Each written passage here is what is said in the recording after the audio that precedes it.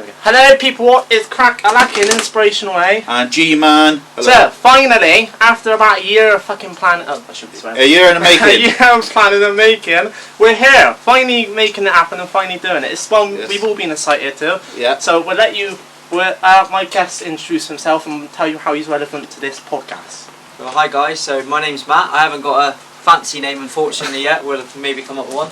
So I'm a martial artist from Bristol. I'm a coach. I fight for Team GB in kickboxing, and I have my own classes. Aaron is actually one of my students there. So yes, he's your Mr. Minogi. So we're going to do, I'm going to do top 5 martial artists, and he's going to do some honourable mentions because he hasn't been a top 5 list. He's been lazy. Well, I didn't know about it. But anyway, let's keep this going. So number 5, GSP, George Perry, if you didn't know his short name. Number 4, Tony Jaa. Number 3, John Jones. Number 2, Jackie Chan. And number 1, Donnie Young. Oh, Jackie Chan.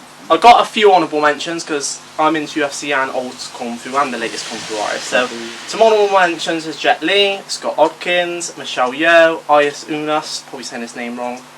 And yeah, that's it. As far as some honourable mentions go, but yeah, quite a few. Well enough. Suppose you didn't Master IP, or there's just no video with him? No, because that's Donnie Young. That's Donnie Young portraying him. Oh yeah, but with the real one, you can count that as well. Well, I don't know the real one that much, do we? It's based off a film. That's the yep. Yeah. There you go, we say it wrong anyway. Yeah. Mr. It. Yeah, there you go. So you go. So my honourable mention would be Josh Jones. He's really good. John Jones, yeah. And Conor McGregor, Israel, and Khabib, and also Donnie Young and Jackie Chan. Yeah, we've only seen a bit of Khabib in this round. And not one mention of Bruce Lee team. Oh yeah, of course, Bruce Lee. Yeah, I'm the Grand Master of Kung Fu. I'm not a big Bruce Lee fan. I think you need to watch the film. Was founder of Wing Chun. I've watched some of his films. Full way through. Yes. I think because his films, I think, are produced by the same company that done most of Jackie Chan's old stuff. Oh, really? Asia. Oh, that's quite cool. So, will you catch? Senior Asia is basically the martial arts centre for where all the big names like Jet Li and Jackie Chan have come from. Nice. I need to check that out one day. Apart from Scott Adkins, because he's known for the Undisputed series, which we'll get into later. Wow. Love Scott Adkins. Yes. So, we're going to crack on to the questions / debate / stuff. So, we'll throw the questions to Matt and then we'll put our input after. Yeah. So, first one, how and why did you get into martial arts and where has it kind of took your journey? Right, so this is quite a long story, so I'll try and keep it relatively short. When I was young, my mum and dad took me to a martial arts class, which was ironically kickboxing, in a small town in Bristol. That club, unfortunately, is no longer going as of a few years back, so I was quite sad to hear that they folded, but that was the start of the journey. Then I went through the motions, my parents split up, I stopped training, then I went back to it with Brazilian Jiu-Jitsu, and then stopped that, and then I found a lot of other styles, tried them, Tang Sudo, and then got into Krav Maga, and that was my big love. So I got into the self-defense world quite heavily. I went to Israel to train with some of the top guys from America, including Jeff Mount. Jeff Mount is a huge name in the Krav Maga world, not necessarily known so well outside of Krav Maga. But this is the guy that writes the hand-to-hand combat for the US Navy SEAL, so he's a pretty serious guy. Wow. He's a massive, great guy. Ginger hair, the kind of person that you'd look at if you were a bully and say, oh, I'm going to pick on him, but believe me, you don't want to do that. His hands are literally like waffle irons, they're massive. He's about 6'7", and honestly, when he hits, even a pad, you think, my God, if that was my head, it would probably come straight off. So I've done the bit there, and I got back into the kickboxing because I wanted to compete. So I've only been training to compete for 5 years, but obviously with all of my martial arts background as well, it all sort of came together quite nicely. Wow. And within 3.5 years of starting competition fighting, I made Team GB. So it goes to show just quite how quickly I rose up from that. And here we are. I went to the World Championships last year. Unfortunately, I lost in the first round, but it's a very serious level of competition. And at the moment, we find out this Saturday, ironically, if the European Championships will go ahead. But if they're cancelled, then that's a shame, because I probably would have made the team again this year. So, yeah, so we'll move on to next year then. So that's a kind of shortened version of the journey so far. Wow. Very accomplished, as you can see. Wow, yeah. Don't mess with the Navy SEALs. Go on. Yeah, that is very intense. Oh, go on. Sure? Yeah, go on. Right, so I haven't got as big of a journey because I haven't been into mixed martial arts as long. physically. Mentally, I've always been into martial arts. If you could see my DVD collection over there, I've got tons of old school martial arts. Like I said, Sinew Asia, they're probably the biggest company known for old school generation martial artists, and some of the new ones they've produced, done films with. So I've always mentally been into it. The reason I started martial arts is for 3 reasons mainly. One, confidence, because the time I started it, little story time again, the time I started it, let's just say I was in a bad spot. I'm not going to go into details because I promised the other person I would never speak about it in detail. Yeah. But I was in a bad spot. So I kind of had to restart my life, move to Yates, find a new job. And I've always wanted to do martial arts. That's kind of why I started it for the martial art. I've always wanted to do it, and I've always not had the confidence. What you see on camera now is very different to, say, a year ago. Matt can back that up from when I started martial arts. You would say? Yeah, a year ago, probably is. You definitely improved, though. You definitely got more confident now. I was probably a lot more reserved There's and even shy. little things like body language, eye contact. Before you were very much looking down, now you're looking up, and that's not just physically. It's in every context in life. You're now actually quite open. Exactly, you're open, and you're taking more pride in yourself as well. Definitely. Yeah. Big up. But So you guys, you must have fought for a long time. Like, did it ever felt that thing in school? You got to stand up for yourself, and then like in school sometimes. Yeah. So there's actually some really sad stories from school. So my brother got bullied quite badly. Yeah. I got home one night, and it went very quiet, and I went into his room. And he had a dressing gown cord tied around his neck, and he was going blue. So that would have been that. Like, my brother would have died had I not walked into his room. So let's just say the people that were the problem got their comeuppance quite quickly the day after. But from that moment onwards, really, something snapped inside me, and I think I went too far with it the other way. So I got some quite a poor reputation for a while. But then coming back into martial arts and certainly learning some more of the dangerous sort of self-defense-y hand-to-hand combat stuff, definitely brought my discipline back down, if you know what I mean, and I ended up using it to a very positive effect. So there were some sad stories. At school I had to defend myself occasionally. Now I've got to a very comfortable place in life where I very rarely have any physical altercations or issues. Definitely. Like, there's sort of stuff happen, like, could defy you and stuff psychologically. Like, it can change what happened, but it can change to a negative or positive. And that's what happens with martial arts. Exactly. Yeah, that's funny you say that, because that was the third reason as well why I started martial arts. So I was similar situation. I got bullied throughout pretty much most of my high school. I wanted a way to defend myself, as well as the confidence and like I said, because I've always wanted to try martial arts, something I've always been fascinated with, whether it be UFC, new martial artists, old kung fu styles, you name it. I've been fascinated with it for years. But I've also been bullied, and it kind of got to the point where I think everyone gets this point when they've been bullied. You've been bullied yourself, so you know what it's like. You kind of snap and go, right, I'm going to do something about this. It divides you, and you don't want it to defy you anymore. So that's kind of when I was like, right, I'm going to turn this around and start martial arts. Granted, I haven't been doing it long. I've actually only been doing kickboxing about 18 months. Yeah, 18 months, and jiu-jitsu 4 or 5 months. But, you know, you stick at it, you can get anywhere with it, you know, because it's one of those things. You need to practice and stay at it. I think the biggest problem as well on the bullying front is that when you've got no confidence and people start picking on you, people start labelling you with things, and the less confident you get, or the more it affects you, the worse the bullying gets, because you go deeper and deeper withdrawn and you don't come out of your shell at all. As soon as you show a little bit of confidence, they start thinking, oh, back off. Okay, this isn't working anymore. They're not getting as big a rise out of it because you're not giving them what they want. They start fearing the consequence. If someone's confident, there's always a reason why. With me, if someone, like, it doesn't matter who they are, said something now to me, I would I'd keep eye contact, I'd look at them, I'd be very firm in how I spoke, and even like if they were bigger than me physically, they'd be thinking, well, why is he so confident? You know? Swift kick to the face. Well, people always, if there's an element of doubt, a bully won't generally pick on someone because they don't want to be. It's all done on pride. They don't want that dented. It's all done on that. Undermined. Yeah. Yeah, exactly. You can take control of the situation. Exactly. That's very good. Exactly. Yeah, and it's great for martial arts. Not only good for your confidence, but once you get used to it, I heard it's quite fun as well. There's loads of benefits. It's quite fun. Yeah. Like We'll go over the benefits later because that is one of the questions, but there is loads of benefits. Yeah, exactly. Like someone in practice you get close with, so like you and him. Yeah. That's good. Yeah. Well, yeah, we've got pretty close to So fun. It's the same as anything though. Like if you went to any sort of club, so if you went to, I don't know, a gardening show once every 3 months, and someone else was going to the gardening show, and you recognised each other, you had the same things in common. You end up talking about the gardening show, and therefore you actually have that common ground. So you begin to really build that friendship.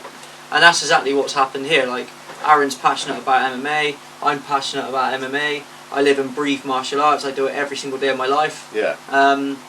And you know, for me, this has been my big success. I don't care about money. I don't care about every element. I'm doing what I want to do for a living and making a difference to people's lives. And actually, that is the biggest victory I can have. So, for me, the martial arts have created a platform to live my dream. And Aaron's very much, I think, of that. You've got the YouTube channel and all sorts of other bits and pieces. And if you could make a living out of it, you would absolutely do that, wouldn't you? 100% I would. Exactly, and you guys watching it is potentially going to make that become a reality. And Giorgio, I know you're pretty much the same sort of thing. If you two had a channel that you could live off, you would both sort of do it. Yeah, probably about half the channel, to be fair. Yeah, it's a small channel, but we enjoy it. It's a small following. I mean, we enjoy what we're doing as far as people. And that's why people watch your videos, because you come across very naturally, because quite basically that you're acting yourself, you're not putting on an act or whatever else. You say you're very different from a year ago, but this is how you are now. You walk into class, head held high, good conversation, eye contacts, held, and it's a positive conversation. You're never mope in and go, I'm tired from work, if you finish work and you go and train, and it's like, I've got training now, I love it. And that's how it should be, because if you're doing what you love, then you will love what you do. Yeah, because that's what I mean. Because a lot of the times I will go from work in the morning, normally on a Wednesday, from work and go straight to a PT. For example, today, this is just an example, I've only about an hour's sleep. Do you think I'm going to stop and not have a workout later? No, I'm still going to have probably 2 or 3 workouts later, because I've got kickboxing later. I plan to do a run, and I've got 2 PT sports, which is the 40-day strength thing I'm on. It's back, pushing through and, just keeping that momentum, and like Matt said, try and train as much as you can. Yeah, and have fun as well. There's also like a stigma with MMA. They think it's for mean, cocky people, but it's not. If people actually watch it. No, but that's due to, not in a bad way, because they deserve to be cocky, because they are good at what they do. But that's because people like Israel and Conor McGregor, they're obviously very cocky people when you watch them fight and whatnot. But they got the right to be that, because if you watch them and properly watch one of their matches, you can see. Let me ask you a question though. Who is it that people know the names of, and who is it they watch? It's the people with the trash talk. It's the people that give it all this. The people that do something a little bit different. Entertainment, Yeah, and people talk about it. Hey, they become a household name, and they suddenly get paid more money because they're dragging more people. And Conor McGregor was fantastic. It's Brandon, It's Brandon, Yeah, exactly. If you get talked about, it must be just doing something good. Yeah, well, even if it's positive or negative, if people are talking about you. It's like Conor McGregor don't care if you like him or hate him, because ultimately you're still a fan. You've paid his wages. You've bought the UFC. If you want to watch him win or want to watch him get battered, you still watch that fight with his name in it. People, when he fought Khabib, weren't saying, I want to watch Khabib fight Conor. It was, I want to watch Conor win. I want to watch Conor lose. I want Conor to get banged. I want Conor to snap it. It's all about Conor, and he made it that way. It's the same when he fought Floyd Mayweather in the boxing. Everyone knew he was going to lose. Let's be honest. You don't go from MMA, step into a boxing ring with boxing fights against an 49-0 bloke who's quite arguably one of the best defensive boxers in the world. And MMA is a very open sport. You can have low guard because you're trying to get someone to shoot in, knee him in the face. Very different stuff. But if you'd put Floyd Mayweather in the cage with Conor would have ripped his head off.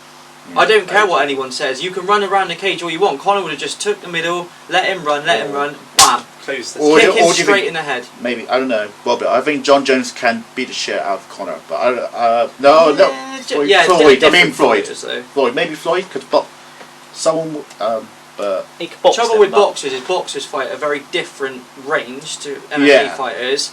And there's no kick threat, there's no takedown threat, it's all very upper body orientated, and for that reason alone they can sit with a lower centre of gravity, so they can hit harder. Whereas in MMA, people are on their toes a lot more. Israel's very cagey, and he's in and out, because you need to get close to make someone come forward. But if you sit too close and take that power as it comes through, you're screwed. So, you know, you've got to be on your toes in and out, whereas a boxer can be fairly flat and still be effective. You look at someone like Tyson, flat foot, but hell, if he hit you, that's it, game over. You wake up next week. Poor, you got pinned by the ear. He's brutal, isn't he? Alright, John, you want next question? Or no, I was going to say, no, because I lost my train of thought about it. Okay, that's fine. But also, does the desire, every time you, like you say, you had your first loss of it, does it make you desire to win even more? You get you more determined, isn't it? Yeah, so when we talk, so points fighting is competition based, so you're going to lose fights unless you win every competition outright. You're going to lose fights, and the more categories you do on a day, the more tired you get, and it affects results. In terms of actual like out and out bouts, so me versus someone else, so I never lost in the ring. I lost on my last. So I had a heavyweight title fight, which isn't really my weight. So last year I fought a guy called Reese Phillips. He's a fantastic fighter, very heavy bloke. He was 34 kilos heavier than me. Unfortunately, this year he had an awful medical situation where he almost died. Actually, everything packed in, and he's currently not fighting. And even as through lockdown, we've gone through the whole lockdown. He's still not fighting. So, you know, Reese, if you do watch this, I've already spoken to him anyway, so he knows. But I hope you're still on the mend, mate, and I hope to see you back on the mats. Maybe we can have a rematch one day. But we're talking about a guy here. £300 of prize fund. It's not a massive prize fund, but £300 you're fighting for just a few minutes of fighting is not too bad at all, and a nice title belt on the line. And I went out and I started the fight really well. I was moving on my toes. He was a bit flatter than me. I was catching him with teeps and front kicks, and then I busted my foot up, and he caught me with a body shot, and then he caught me to the body and then smashed me in the face after it. And it's the first time anyone's ever downed me with their hands in a fight, and the weight difference made a huge difference. And then, like, trying to get that fight back against someone like that, when he was quite happy and content to just fire hooks and massive shots as I was trying to break the distance, I was always ending up my back against the wall. And then he hit me with a shot in the third round, which took the sting out of me, and he smiled at me, and I knew at that point I was down on the judges' scorecard, so it was about 25 seconds left. I was like, in my head, I was like, shh, he got me here, sort of thing. And it was fair play to him. His tactics were brilliant. He played to his strengths. He was a massive bloke, controlled the middle of the area. There was no ring, so it was all open mat. And he went on to win. And actually, what a bloke. So the way it works is, you don't get paid if you lose.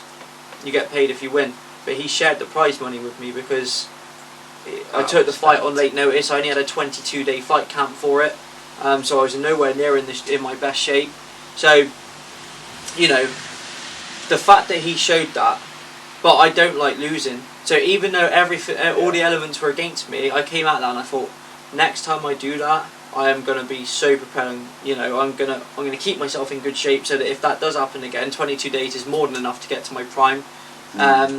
You know, and it's just, yeah, it does. It makes you hungry to win, because good to be hungry. Yeah, if your last result was a loss, which mine currently is, in terms of the full contact, in points fighting, my last result was a loss in the open weight at the Irish Open to an American, very good fighter. I'd won the first round, I lost in the second, and actually one of my coaches went on to win the open weight, £1,600, biggest title belt in points fighting worldwide in the Irish Open. So really, you know, really good for him. But yeah, I remember thinking I'd love to get to the final four of this and fight somebody like him.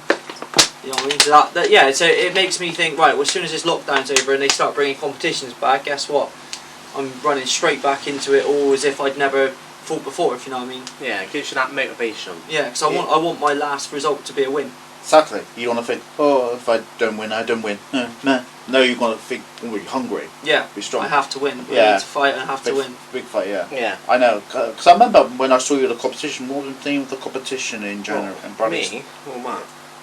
You in January in Bradley No, Stoke. that was the Epic Open, and I did points fighting. And it was my first ever competition. Yeah. So, net backstory, so you guys know. Basically, I did Epic Open this a while ago now, but it's my first ever competition.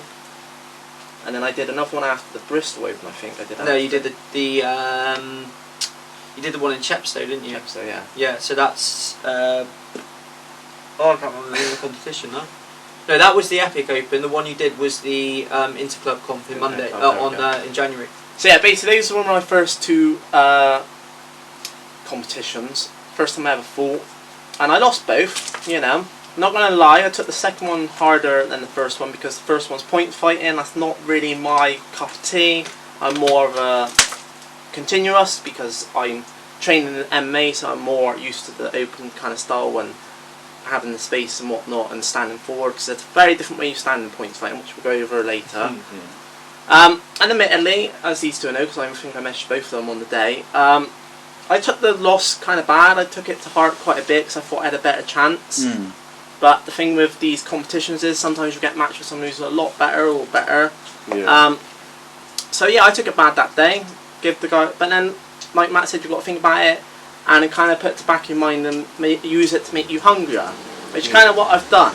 Yeah. Like I said, I give the guy props because he was a better guy and he basically was getting me with the punches and the kicks. But it's made me more hungry now to the point where I've been training constantly. And a year ago, like I've said in so many videos, so I might sound like a parrot now, but deal with it. If, you know, a year ago I was very basic, just trying to power short, get in there. You know, now it would be different. I move a lot more. I can now hit more better kicks, like a spinning back kick, a spinning kick to the face. You know, and that's through practice. And because I remember when I lost, I've used it as motivation to be like, right, I want to get better. I want to get these kicks in my arsenal so I can start landing them. Obviously, sparring and a punch bag is very different, but that's the next step when we get back to sparring, is using them in sparring and getting used to them in sparring. You know, so yeah, you've got to use the loss from motivation. Loss from motivation? That don't sound right. A loss to motivate you, that's what I was trying to say. That's what you're Yeah. A loss to motivate you and not let it kind of sink in. It might sink in like when you first get it. Like I know when I first lost, it kind of hit me. And then after speaking to these 2 and kind of thinking about it, I use it to motivate me. So that's kind of what Matt's trying to say, and I agree with it. You've got to use it to motivate. Yeah, I remember your first fight as well. Also, of course, you must be a bit nervous on the day. Everyone gets a bit nervous, like going to see a first one, yeah, because that was my first. Yeah, exactly. Everyone like. I wasn't nervous for the full contact, 'cause that's more my style. Yeah. It's just the guy was a better fighter. Yeah. And I was still kind of learning the ropes of how to do good. Everyone's got to be nervous the first time, like you've got to see a show. You still get nervous now. I still get nervous walking on the mats because I think to myself, it's pressure, isn't it? People expect you to win. So expectation, yeah. But yeah, look, if that's natural, I think. Giorgio, for you though, like watching his points fight, the very first one that you watched in January, is a very strange style, isn't it? It's very bouncy and you're throwing unnatural techniques. You think a jab cross, but you're throwing like your hands up and reverse punching, and you're throwing like step up hook kicks as opposed to, you know, and pumping side kicks out. So for you watching it, did you really understand what was going on, or was it a bit like this is not what you the normal style that I expected to see? Or how for you personally, as someone who at the time probably had never watched a live fight, not in the person, you probably watched on TV, but live. Yeah, it's definitely not what I expected, like the head guard and stuff. Yeah. And the jab, like, so even though I didn't know the ins and outs, but I think I knew more now. But I think I get the jabs, also you can use with your foot as well. Yeah. So So it's definitely not what I was expecting. I thought I expect more comfort. It's similar to comfort, but I didn't know the head guard. So I thought it was gonna be more like UFC. Yeah. So like bare gloves, just pair of shorts, and But is it going to be like that on the actual fight? On the actual his fight, fight, yes. It will be like, but like they get competition KO'd. knockout. Watch out. And then inspirational that he's about. Inspirational he's about. Do you want to move on to the next question? That was good. I was going to say, remember on the. Sorry, get to my point because I know. Because I remember on your first, you were nervous. That's fine to be nervous. Because I know you. Because I remember you were struggling a little bit. I mean, because you try and put equipment on, also the rush in it, the rush inside you. It was a bit of a rush, we was the adults. So that's so basically, normally they do kids first in these competitions, and the adults are kind of made to wait, to like last minute. So it's kind of a rush because I had to rush to put the head guard, and I didn't have any of the equipment at the time. I do now, So it's kind of rushed to get it all on. Yeah. And then yeah. I started seeing myself losing, so that's when I started losing confidence more. I did do a bit of a comeback. Down a little But bit. yeah, you don't Oh, come wasn't back. it? And then If you, I I think did do a comeback. I managed to get it back to like 1 point near the end, or 2 30 points seconds between longer, us. you would have won that fight. Yeah, I think you definitely did a comeback. That was amazing shout. But in the end, But it lost. But I think you took after you did take it a bit hard. I was just saying it should motivate. I know you were about. Yeah, but that's something you learn in time. When you get your first loss, that's not what you think straight away. You think, kind of done rubbish here. Yeah, because I think you did. Because I did think you did try your best. Yeah, obviously. Yeah, Always try your best. Don't want to lose. Don't train to lose. But But it happens at times, and that's It the does thing. happen. We win or we It learn. motivates you, yeah. Yeah, we win or we learn, don't we? So Yeah. if you lose, you take it as a loss, and you think the war is over. That's it. Game is over. If you lose a battle, and then you change strategy and win the war. Yeah. Hey, that's Anyway, it, next innit? question. Yeah. Not to Yeah. rush you, but that's what No, we it's fine. might have to think. It's definitely gonna be a full podcast. Yeah, you're lucky. I'm the one who's got to edit this shit. I already got another video to edit and upload. I know. You're I going to be know. a busy boy. I And I've got to know. get the channel back up together, the gaming. Which Yeah. I'll explain at the end what's happened with that. Yeah, you don't get Joe Rogan there does his own podcast, does he? I can get the money to pay Yes, he Joe comes Joe in. Rogan's a hero, isn't he? Let's be honest. Yeah, it's great. He's a But legend. yeah. Definitely. What's your Oh, first question? I was gonna, who inspired you then? Who inspired you? I'm not joking. So there's a few people. So when I was growing up, it was Jackie Chan and Bruce Lee, the standard names you'd associate with this. Yeah. Jackie Chan appeared in so many films. Some of his older ones. Tony Jaa's another one. Tony Jaa's absolutely brilliant. Love his style. But coming away from that, again, you know, I have going through it. They change at times. So I'm a massive fan of Muay Thai. John Wayne Parr is probably my single-handed biggest inspiration. So this guy's an Australian, and when he was a teenager, he went over to Thailand, and it's very difficult, especially back when he was fighting there. He's like in his mid-40s now, or early 40s, and he's still fighting. He's in the One Championship. He's still fighting, and you've got some great guys in there. You got Slang Clay is in there, Rod Tang, Jonathan Haggerty. You've got some fantastic fighters in one. This guy, John Wayne Parr, so he's an Australian guy, went over to Thailand to fight against the Thais at the Thai national sport in Thailand, and he was training over there, and he was going to these stadiums, and he was winning against some of the big names. You know, he lost his first couple, but he was gaining titles, and he was getting like on the King's birthday, he was winning fights, and he got a name for himself over there. And over the years, he made a big name for himself. So he fought Raymond Deckers when he was alive. Mike Sambidis, he fighting him. Yod Slang Clay had a great trilogy against him. He lost the first two and then won the third one in a split decision, which was a huge win. And Yod Slang Clay he's a monster. He hits so hard. And the success story behind what he's done is fantastic. He's now sponsored by Monster Energy, still fighting in his 40s. He's incredible. His kids are fighting, his wife and his daughter Jazzy actually was over here fighting in Doncaster last year, or it might have even been early this year. But that guy probably single-handedly is my inspiration for the fighting side. But then you go into like Conor McGregor. I love his style. His trash talking is hilarious. I wouldn't personally go down that route, but it's hilarious. He's very affluent. But then you've got a whole rostrum of UFC, Glory, One Championship, Nikki Holsten, and people like that. Just brilliant fighters. And you've got to respect like Badr Hari. He's a great fighter. I could go on, and this podcast could probably just be me listing people. Scott Adkins, when you come away from it, you look at the actual stunt side of things. Scott Adkins is a fantastic actor, He's an amazing great martial artist. Sure. You know, then you go into all other people. Tony Jaa, have you mentioned Tony Jaa? Tony Jaa. Growing up, Tony Jaa was fantastic. Yeah, you know, so- but there's loads. Jean-Claude Van Damme. Oh, Donnie, have you mentioned Donnie Young? Donnie Young, yeah. So Donnie Young was obviously a long time before my generation, but he is sort of the grandmaster to look up this to. Samuel generation. Kwok is another one. He's Kung Samuel Fu. Kong. watching the Ip Man series. That was amazing. Yeah, so Ip Man was actually after a guy I can't remember. He's like Yip Kyun or something his name was, but again that was all mixed in with Donnie Young and all of it. There's just loads of There's loads of them. Like I said, you could go on and on and on, but they're all for different reasons as well. So, you know, yeah. So I have many I look at inspirations, but I even go down to now. My girlfriend is a current world champion. Wow. I gain massive inspiration from that. She is fantastic. Yeah. She's got over a very serious knee surgery, which took her almost 2 years to recover from. Yeah. She got back on the mats and then became a world champion after. And I think the success story behind that should motivate everyone. Against the odds. That's brilliant. And my coach Andy Cleves, he's another one. Like that guy, you could give him the most negative situation in the world, he'll find a way around it. Boom, and he'll still, you know. Exactly. If you just ever feel down, you just got to mind these people and how they overcome it. Surround yourself it's with inspirational. Positivity. Yeah. So yeah, these people all have a very positive like effect on me, if you know what I mean. It's funny you say that because I've got a similar list. Most of them are martial artists, I'm not going to lie, old school martial artists, but some of them, a few UFC guys in there.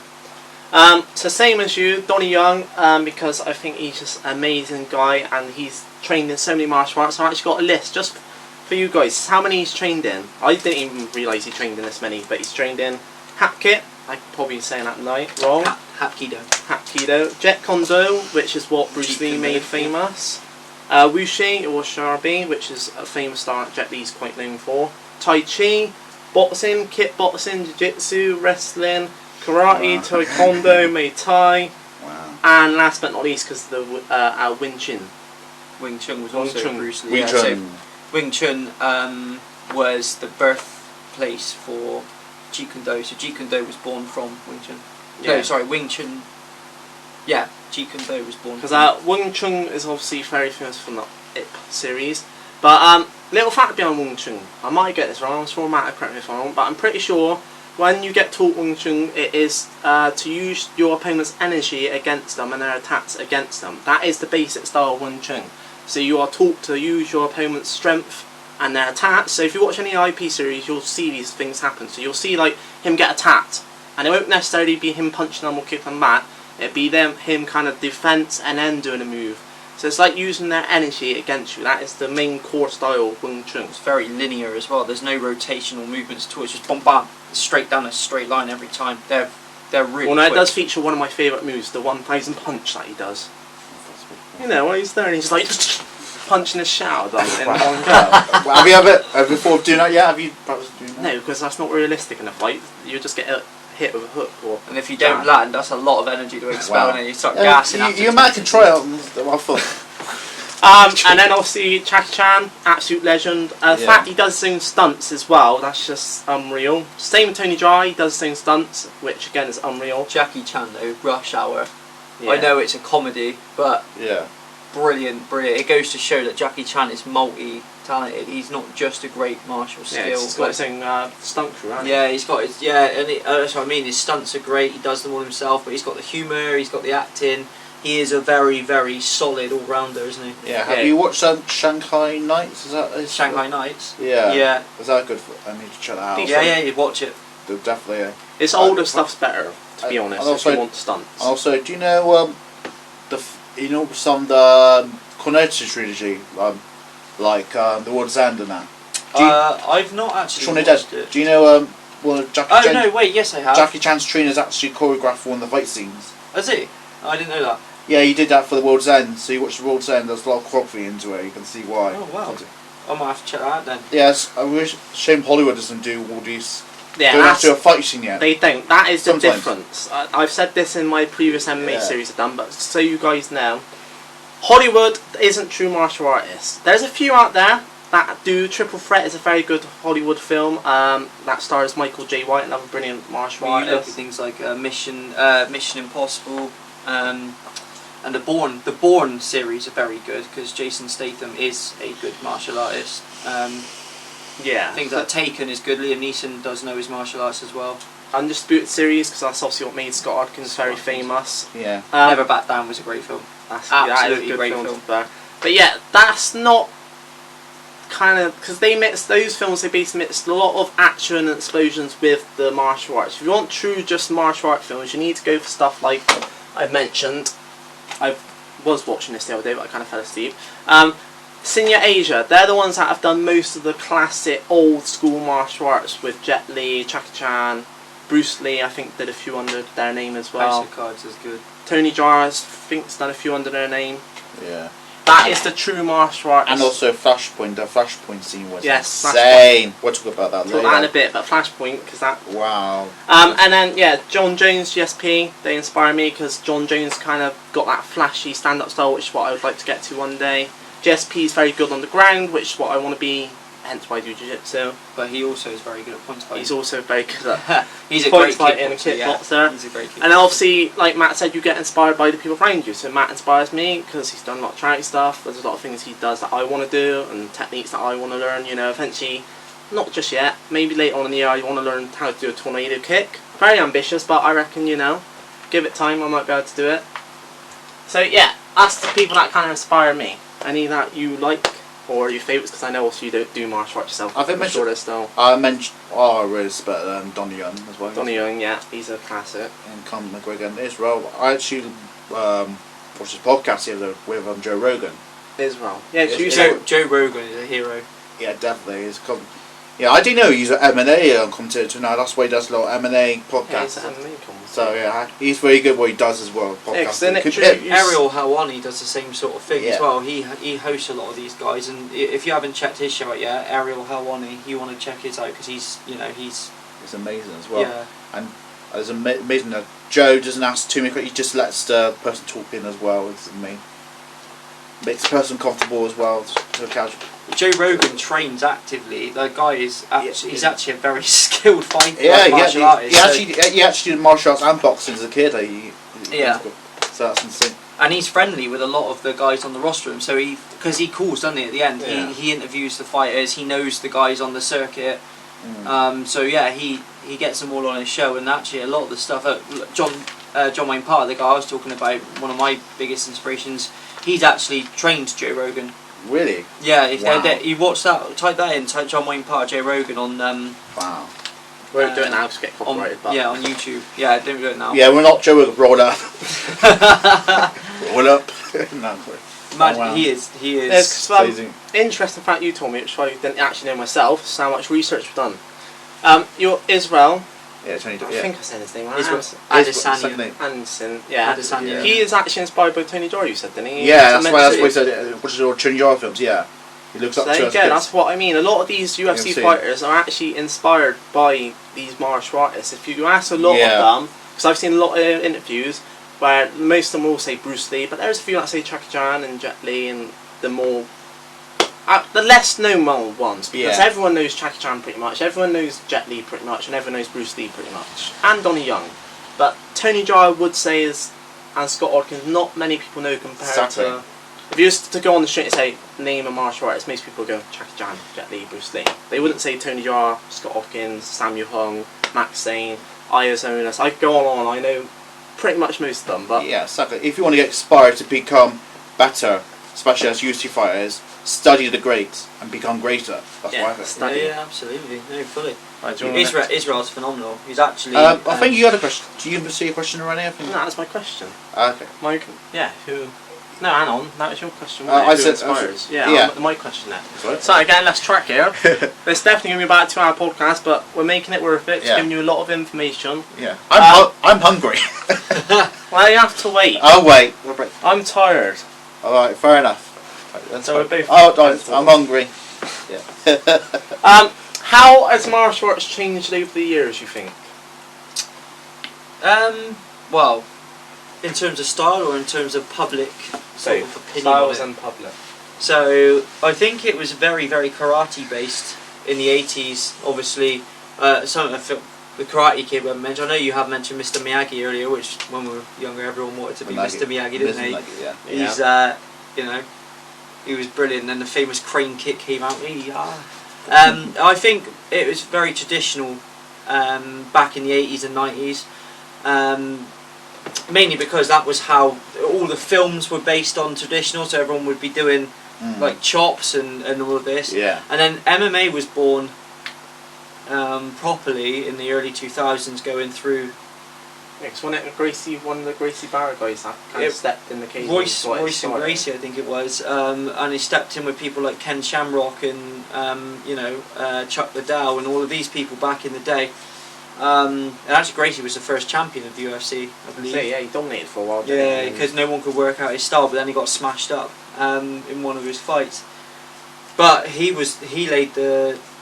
pretty much laid the foundation for what it is now. I think the birth of the UFC and the other sort of things in the early 2000s really changed the dynamic. So whereas before a lot of people would train only in traditional martial arts, as soon as this MMA, mixed martial arts sort of came about, people started cross-training a lot more. So you had people that you either knew the ground or the stand-up game. You didn't really have people that knew both. And now you're watching all these new breed fighters coming through that can do both, and you think, my word, they're machines. They can do everything. And it's very much given a 3-4 dimensional view to how fighting happens. And the rules are changing, if you know what I mean. Like it always had to go for a teething teething period to get it right.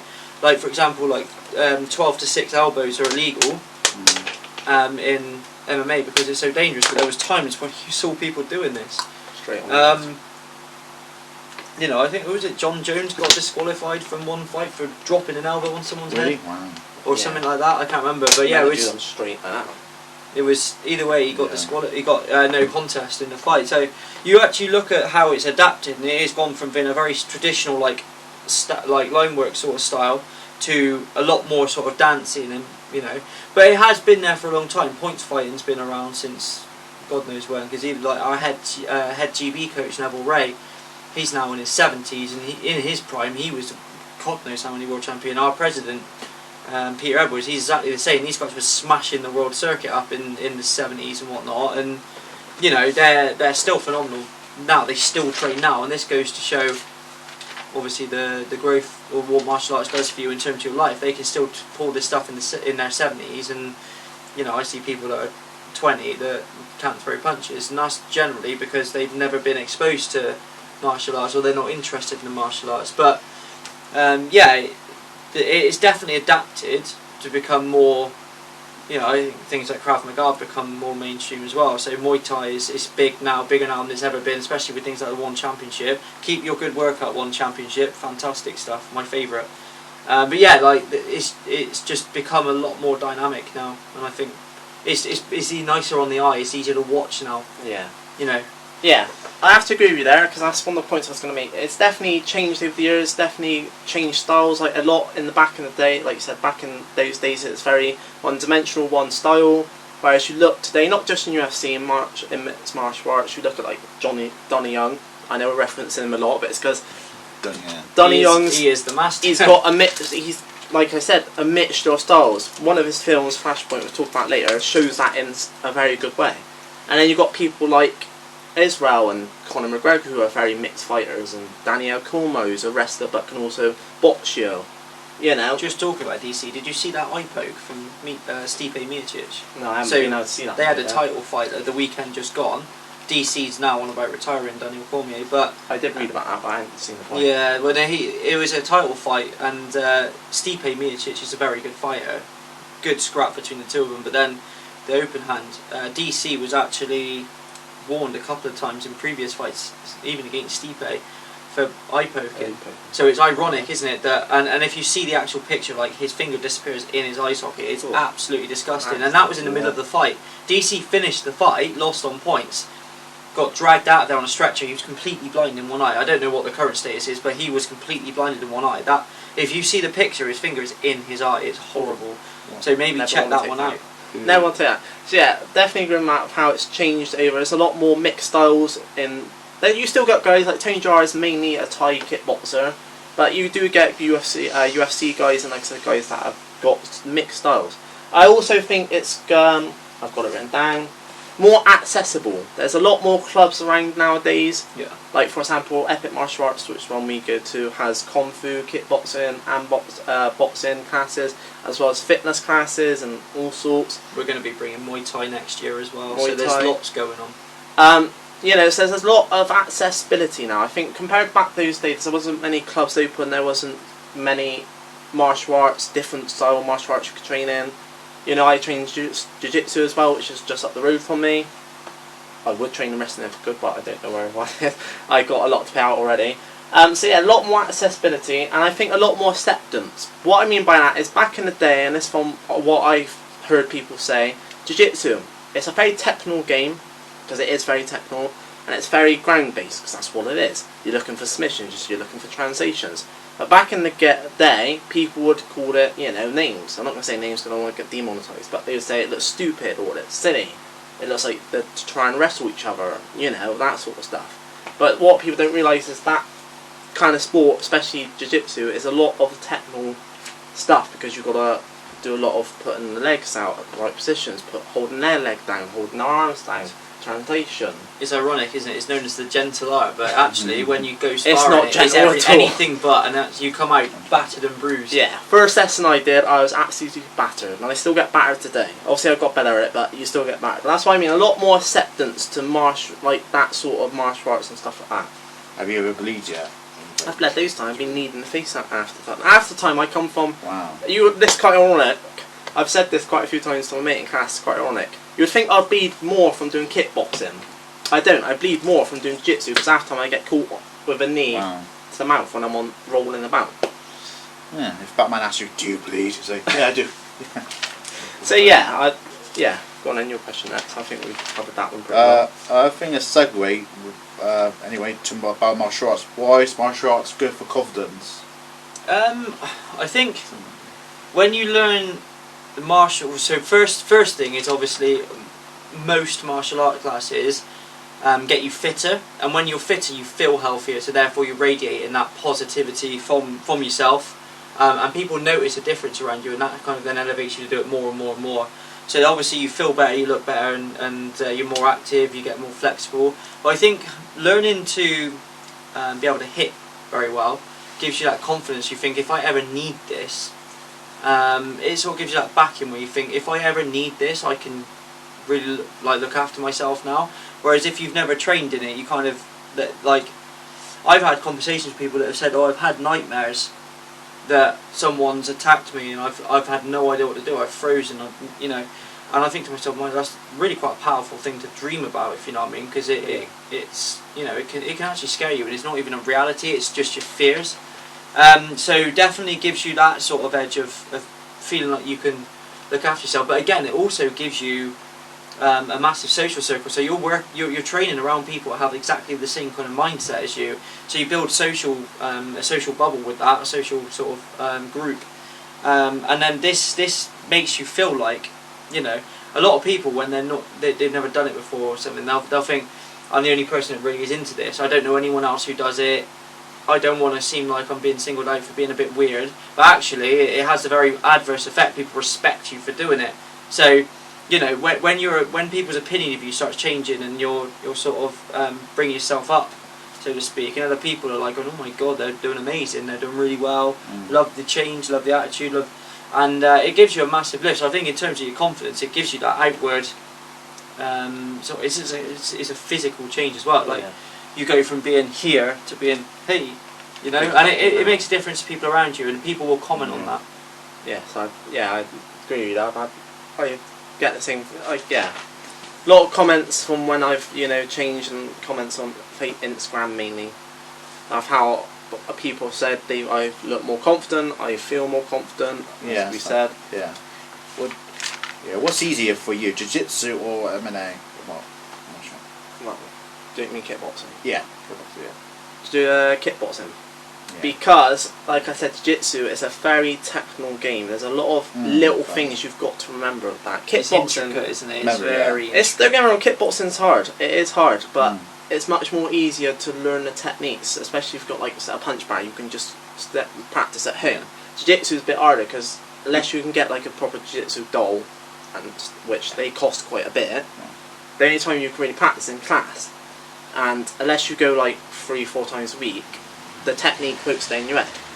Yeah, you got to drill it and drill it. I would go as far as to say kickboxing is one of the more simple arts to learn as well, because it is very basic in the terms of there are intricacies that make things easier and better. Hence why it still takes absolutely years to get good at it, to that sort of level anyway. But yeah, I would go as far as to say that it's one of the more simple things to learn, because it's basic punches, basic kicks. Combine the basic punches, combine the basic kicks, then combine the punches with the kicks, and then it's a very simple progressive ladder. Whereas with jiu-jitsu, you've got to learn to. So when you're standing up, your centre of gravity is quite simple. Gravity's pushing down, so it doesn't.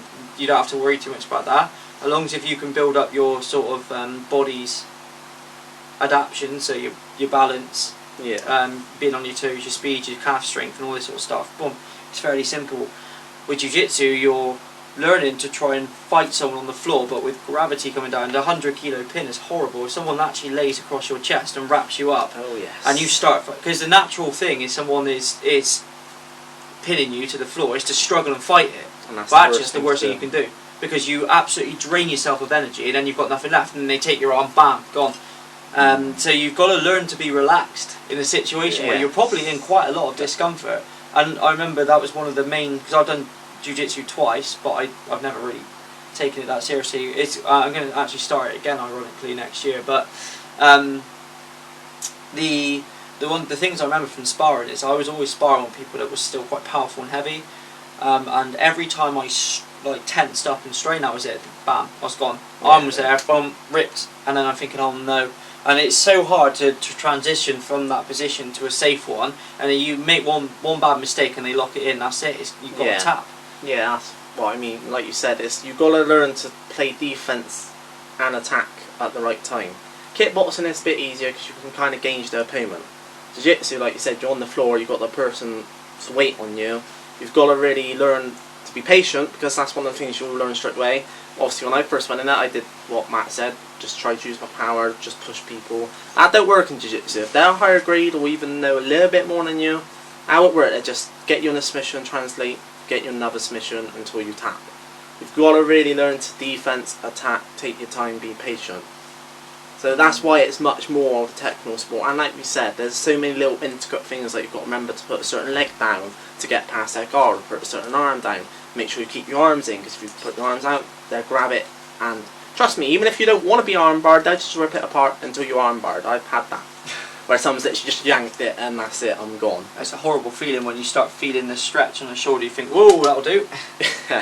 Same with the neck. If they neck's there, they'll do the same. I've had some sparring lessons, roll-in as it's called in jiu-jitsu, where we stand up, or you start standing up, and you rush in, and they just get you in a standing head guard and choke. Trust me, that's not a nice feeling. It's like a lapel choke, yeah. Horrible. So yeah, my question now, isn't it? I believe it is. Yes, you asked that one. Yes. We are getting through the question. We'll get to demonstration, but like we said, it's going to be a long episode. Sprint. Just be patient. This one should be quite an easy one, and I know there's one series you want to talk about in this one, because you've been dying to be speaking about the last few podcasts, hence why I said save it. Some iconic films / film series. Well, It Man is one of the obvious ones. I like Never Back Down. Undisputed is for me. Scott Adkins is the hero. Does his own stunts. He's brilliant. Some of the scenes in the cages and rings and whatnot in those films are brilliant. For me, or fights, if there's some iconic fights you want to mention. Fights, so it goes across the board on it. Again, we could go on and on. I'm a big fan of boxing, so some of the old school Muhammad Ali fights. You watch them. Of course. Tyson, absolute animal. But even recently, I got up early in the morning to watch the Tyson Fury and the Bronze Bomber last year. Tyson Fury. Yeah, Tyson Fury, decent fighter, great fighter. Definitely. The guy could throw his hands faster than anyone I know. When he was 30 stone and he lost it all, went down, and he smashed him to pieces in that second fight against Deontay Wilder. So yeah, there's lots of the great boxing fights. For me, I'm into the MMA quite a lot as well. Khabib is one of my favourite fighters, and he's actually not that exciting to watch, but he's just such a horrible entity. There are not many people that I can think of that would even get in the cage with him, let alone, stand any hope of a chance. Yeah, like his elbow finishes are brutal. Oh, they're horrible, yeah. And his submissions are minging. Like, he toyed with Conor McGregor when he ripped Conor McGregor to pieces and then jumped over the cage.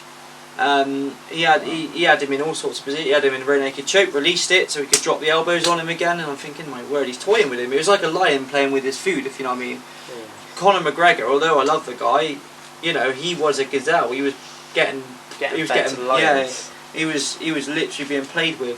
So yeah, there are lots. So again, John Wayne Parr's fights with Yodsan Klai, lovely fights, and there's been some fantastic fights recently. Jonathan Haggerty against Rod Tang in the One Championship. That's a hell of a. They fought a couple of times, but the recent one, phenomenal stuff. And you've got people like Jonathan Haggerty caught the heel of Rod Tang from a teep kick, caught it, and went to sweep the standing leg. Rod Tang, on one leg mine, with his other leg caught by the fighter, jumped over the sweep and landed. I've never seen anything like it. Phenomenal. So if you haven't seen that, again, type Rod Tang sweep jump or something. Oh. And again, that's another one. Just I think I will.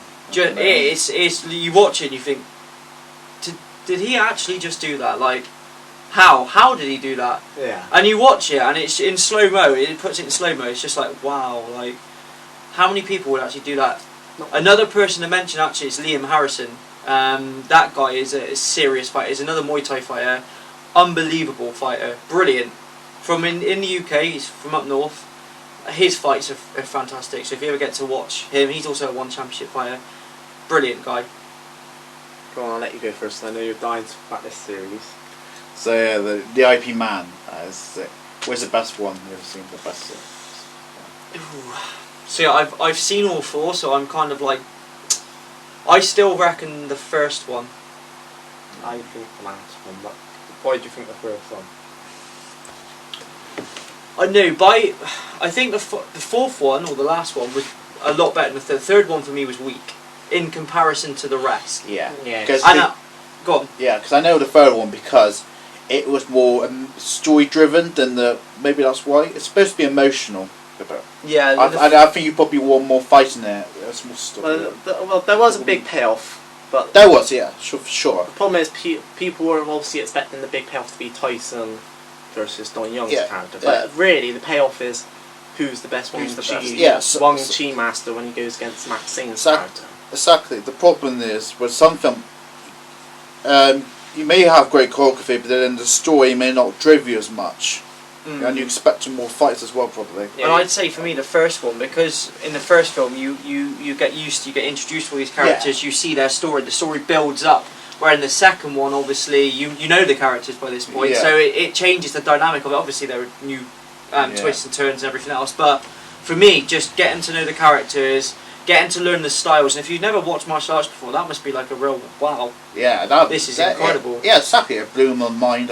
I have learned a lot as well. I have to get you into it. Have you seen all of them now? Yes, I saw all four. Yeah, exactly. Sorry.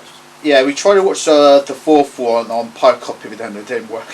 But, yeah, it was just Japanese subtitles. Say on camera here. Oh my god. What they meant is they found a copy that was given to them by some bloke and it didn't work. Yeah, it was a man in the shop that gave me DVDs, send DVDs. Oh, sorry. I'm joking. I'm glad you said that, not me. If I get a copyright blame, I'm blaming you. No, but no, I watched IP Man. That was a good end to the series. Great. Yeah, I think you're right. I think the first and the fourth were brilliant. Yeah. Second one was good. Third one for me, I didn't enjoy it as much. I prefer the second one. What was the one with the table fight? Or was it the third one with the table fight? Third one's Third table was sick. But I like in terms of the story and the fight was better, especially the last scene, the American versus Donnie Young. Yeah, that was what, the boxer? Yeah, the boxer. Yeah, that's number 2. The boxer. Pardon? The boxer's number 2. Yeah, that's what I mean. Number 2 was good. Yeah, that's what I like about number 2. The story, American versus Donnie Masai P. Yeah, and trying to prove himself as well.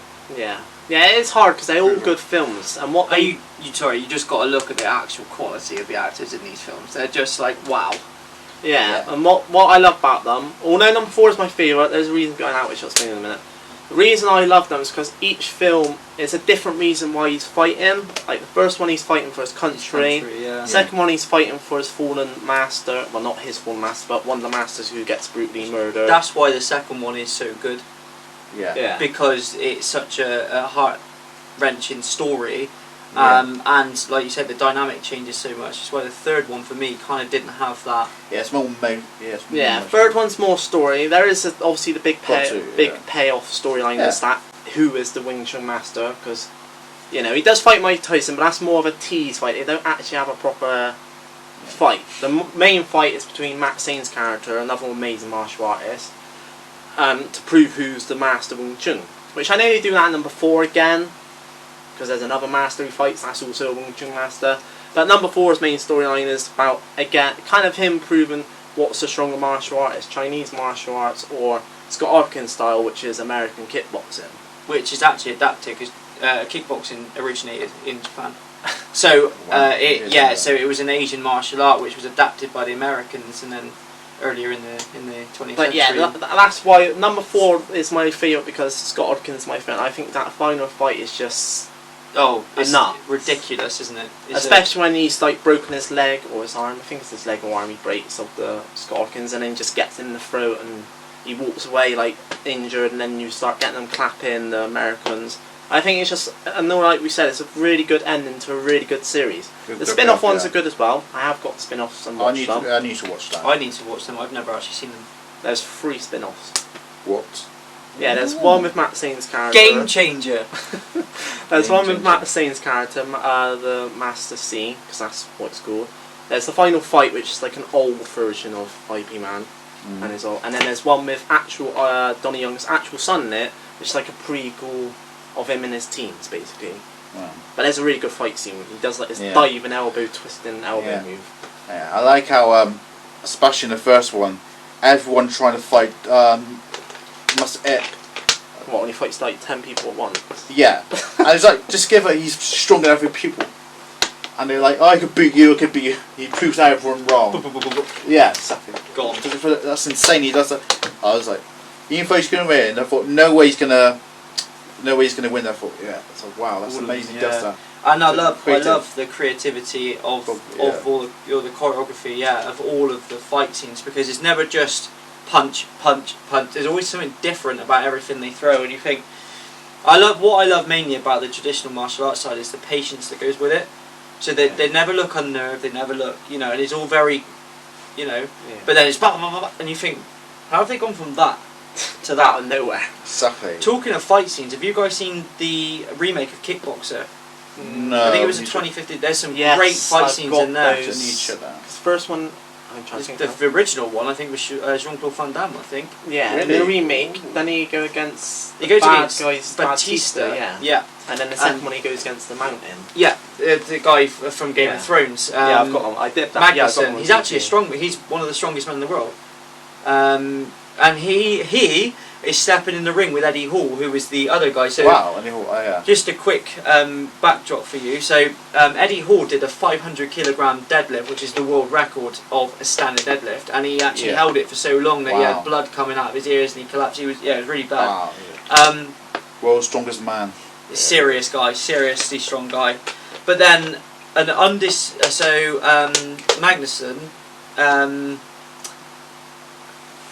claimed to have done a 501 deadlift in his gym.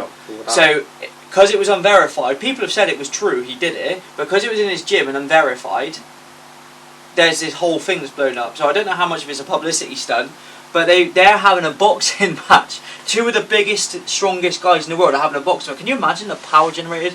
But they're having a boxing fight soon, so incredible. But the Game of Thrones, the Mountain, phenomenal fight scenes in some of them where he crushes that guy's head and everything. Really, really good fight scenes. So goes to show that even it doesn't matter who you are, the fight scenes they're incredible. If the choreography's there, I can't say the choreography. Yeah, that's the one. Choreography, yeah. Is there? It makes the difference. Just a few others I want to mention. I'm not going to go into details. We've got other questions and we're already on nearly an hour and a half. Not that we're worried because we've got plenty of time. No, we started the podcast like 10 past 12. It's now 10 past 1. 20 past 1. Oh, nice. Some other ones I think are quite well known. Tony Jara's not Warrior King, is it? No, not Warrior King. I've forgotten. A series, probably saying that wrong. Amazing series. Going to try and get you to watch it at one point. Yeah. I think that's really what made Tony Jara well known. Flashpoint. Great film. Great fight scene. That's one where Donnie Young does so many different Jesus styles. Christ. He does a bit of jiu-jitsu in there, a bit of wrestling, boxing, you name it, he does it. It's an amazing fight scene. Just because purely Donnie Young shows how many styles he can do. Yeah, like Wing Chun, and a bit of American boxing, I believe. He does yeah, all sorts. Lots in the armbar at one point. It's insane. Phenomenal. Yeah, and how he get punched in the nose, he's like, oh, I don't care. He's like, he's so Carries badass. Isn't he? Yeah. Makes you feel like I'm gonna get punched in the nose. I don't care. It actually makes you want to go out and get punched, doesn't it? You think, Yeah. but then the reality is, if someone punches you in the face, you go, oh, Yeah. oh god, that hurts. I want to get. This get with flying kick. Yeah, I want to get punched by Donnie Young. Who does? Pay me money, maybe. Yeah, I was gonna say, how much would you boys take to get punched in the face by Donnie Young? $1 million. Would you do it for any less? Just Yeah. to say I've been punched by Donnie Young? Well, yeah, probably $5,000. What's so random? $5,000. £5,000. £5,000. £10 and a decent lesson with Donnie. I'll do it for a yeah, PT why with not? Donnie. Why not? Why not? Yeah. So that's a really great fight scene. That film in general is a really good film anyway, but that fight scene in particular is one that's always stuck in my head. I think one of the first early martial art films I've heard people talk about, and a classic, Crouching Tiger, Hidden Dragon. I think that's got Michelle Yeoh in it, and I can't remember the other. There's some other famous martial artists in there, but I can't remember them. The Raid 1 and 2 of Ayas Onas. They're some classics because they are very different compared to normal martial arts. He does normal martial art styles in it, but they're so much more violent. Is that the one in the kitchen? That scene? Yeah. That was insane. The Raid is great. Because there's a point, like I said, there's a point in the film How before do you that do where that? he's fighting two people and he literally Wow. grabs a hammer and just slams it in her face. Yeah. Beautiful. Wow. Can you imagine Gordon Ramsay coming in and saw that? Fucking man. Wow. And then I Gotta love think it. Jackie Chan, Bruce Lee, any of their old stuff. Yeah, any of their old stuff. So Jackie Chan's like old police stories, Project A, Rumble in the Bronx, Bruce Lee Enter the Dragon, any of those sort of older films from them. Nice. And then last one but not least, Jet Li's Unleashed. That is a very awesome film. It shows a very different style to Jet Li. Because if you watch his old style stuff, he's not as fast, he's not as vicious. Whereas you watch Unleashed, he's a very vicious kind of come at me, I'm gonna whip you into next year kind of. So that's kind of the ones I think are classics, and obviously IP, but we've kind of covered that. So yeah, go on, your question, Matt.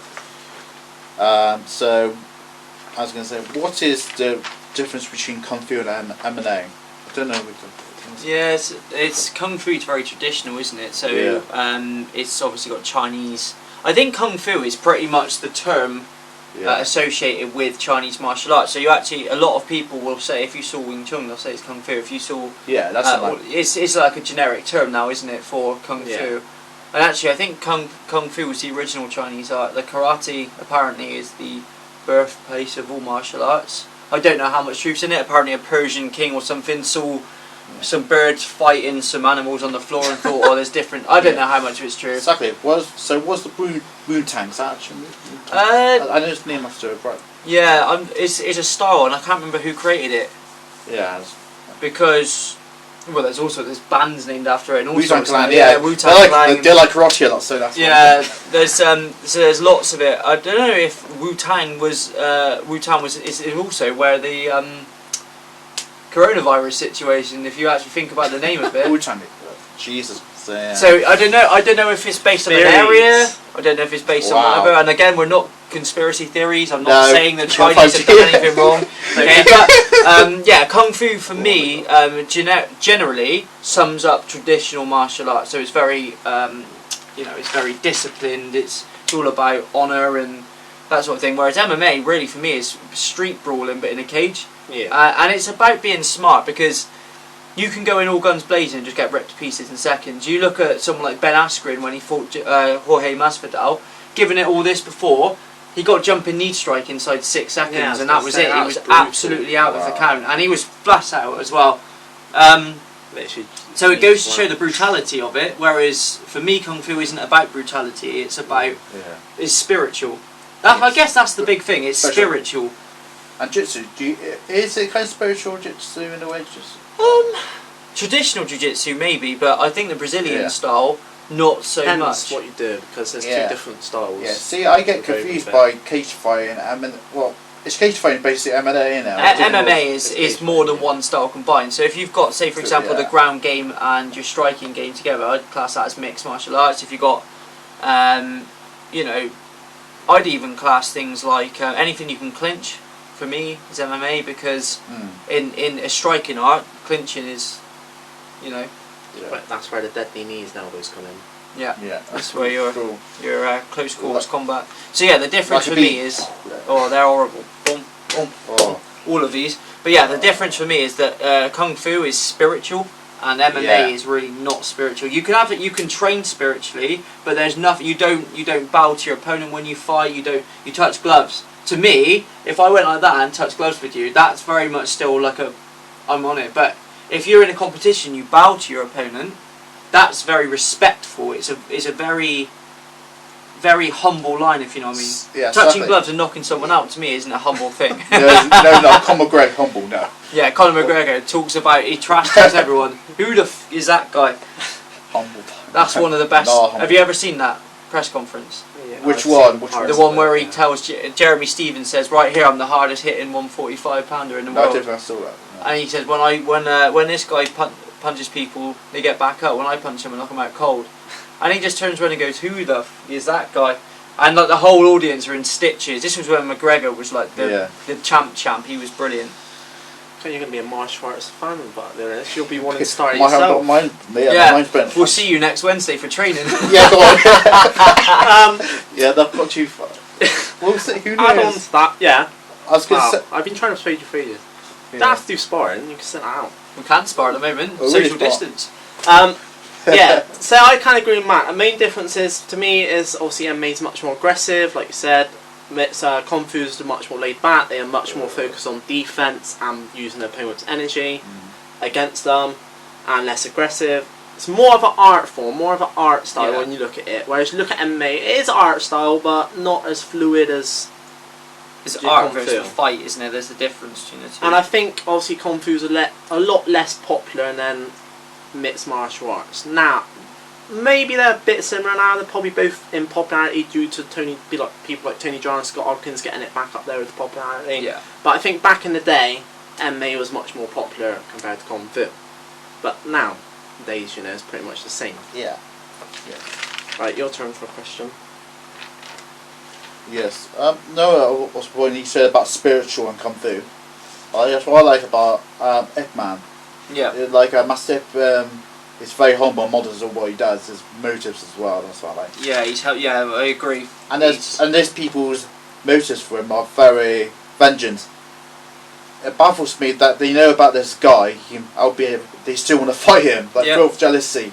You can see there's a lot of jealousy. It's because he is so humble and well received, and people don't like successful people. Exactly. People get very they want to prove that we're better than this guy. Who do you think he is being so good when he's such a nice guy? You know what I mean? Yeah, they see Master Ip as a threat. Yeah. You know what they say? Absolutely. The silent ones are the most deadliest ones. Boom. Exactly. Yeah, exactly. Well, My question, my last one. How does M&A help mental health? I think we covered on that earlier, but do you want to go more to it? Yeah, so that's actually a really good point. So you said about confidence before. yes. For me, mental health, especially right now with everything that's going on this year, is going up. Yeah, definitely. It's massive. So Yeah, it's like people ring up more than ever and smashing. Yeah, people need help. yeah, So massively. Yeah. And I think one of the biggest ways of dealing with mental health, and I'm not just saying it for MMA, I think is to do something actively. So it doesn't have to be sport. If people want to play chess, going out and playing chess is gonna, if that's what people enjoy, it's gonna give them that sort of like, okay, this is my happy place. I can do this. The more you visit your happy place, the happier of a person you'll be. So for me, someone who lives and breathes this, to be able to do this every day means that I'm constantly staying happy. So I win. But for people, that don't have the opportunity to get out from indoors and they want to do something that's an outdoor activity, that's where you get the problem. So for me, MMA, because you can do it indoors, outdoors, at home, you can learn from videos, you can learn over the internet, you can learn in a classroom. You have a perfect platform to build something that constantly evolves. You can constantly progress, you can get better, you can do this, you can fight new opponents. There's always something you can do to improve. Because there is always that progression in it, you never master it to the top level. Yeah. Arguably, like we're not going to. There's always going to be someone out there who's better than us, if you know what I mean. So Yeah, I think personally, because it gives you that progression in life, and then once you get to a certain point, you look back at everything you've achieved, you think to yourself, actually, I have done really well. This is what I've done is good. So you get that sense of self-achievement and that self-worth, and I think once you've got that, it's very hard to ever go back. Yes. So yeah, exactly. Yeah, especially in your lockdown. Reactive of it does let all your negative toxins come out. Yeah. But it's very sort. Like I joined a gym like more than a year ago. It makes you feel good. It does make you feel absolutely, good. Yeah, But, and recently I've done yoga, which is it's kind of relaxed as well, spiritual. Not MMA, but sort of, but just like MMA, you can do it inside or outside as well. Yeah. And you can do it online as well. Yoga is hugely spiritual. So yes, it's almost like kung fu, but without the moves. Yeah. It is. It's very. It puts you into. You can do the warrior pose. Yeah, only if confidence warrior pose. Yeah. No, but that's what you've got. Like the strength, the core strength it gives you, and the release it gives you, and the flexibility, and all these little things added up. Yeah, like the first time, that's right. You got to work. It's hard. It's harder than it looks, isn't it? Yeah, but it's relaxing. But when you even facial, like, wow, I just did that. Yeah. Especially some of the it gives you that sense of achievement again, doesn't it? Like yeah. But it leaves you relaxed. But amazing, yeah. So yeah, I fully agree. I think. And then it's definitely helped. But any exercise, like you said, it makes you feel good. That's what it's doing. Is a chemical stimulus that sets off your brain receptors to say. So the pain you feel when you exercise is your brain receptors saying, "Holy crap, what is this?" But then actually, what it does is as a counterbalance, it releases endorphins that have that positive feeling when you think, I've just done that. Amazing. Yeah. I've just achieved something here, and you walk away from it and feel happier. Yeah, you feel like you. That's good. Yeah, you've achieved. You're moving well. Yeah. And that's that's a huge like in life. There aren't many things that can give us that naturally. So you've got to go out and do it yourself. Yeah, it's definitely finding that task. That's very good psychology insight you gave. That's it. Very deep. I like it. Very deep. It's true though, isn't it? Like, part of my job is to get to the. I hear a lot of horror stories from people's lives that things that they're struggling with and everything. And my job is to get them out of that position and put them in a position where they've climbed up from the depths of hell and they're suddenly stood on the cloud 9, thinking, oh, life is actually good. Life is good. Because ultimately, life is what we make it. If we live in a negative bubble, we're going to stay in that negative bubble. If we learn to get out of that into a positive bubble, we stay in the positive bubble, life becomes positive. And if you look at things negatively, you can never get the best out of it because you only get to a certain point. If you look at things positively, the sky is just the limit. If you know what I mean, you look it up all the time, you can keep getting better and better and better. If you're looking down on everything, when you hit the point where you're at, that's it. You can't get any better. It's okay. The only way is up. We all feel like we're on a curve in the ball and we just feel nothing, Stuff. But, I know. And then you have that spiral where you just don't feel like nothing at all sometimes. Yeah. And you don't want to talk to him, but you don't know how to express it. But then the only way is up, and you got. The only way is up. You got to do it. And exactly. Like you said, you had a hard time as well. Well, I was just about to say, I was just going to let you speak first. Yeah, that's right. Yeah. Well, it's like you said. It gives you that mental boost. Like I said, I started martial arts.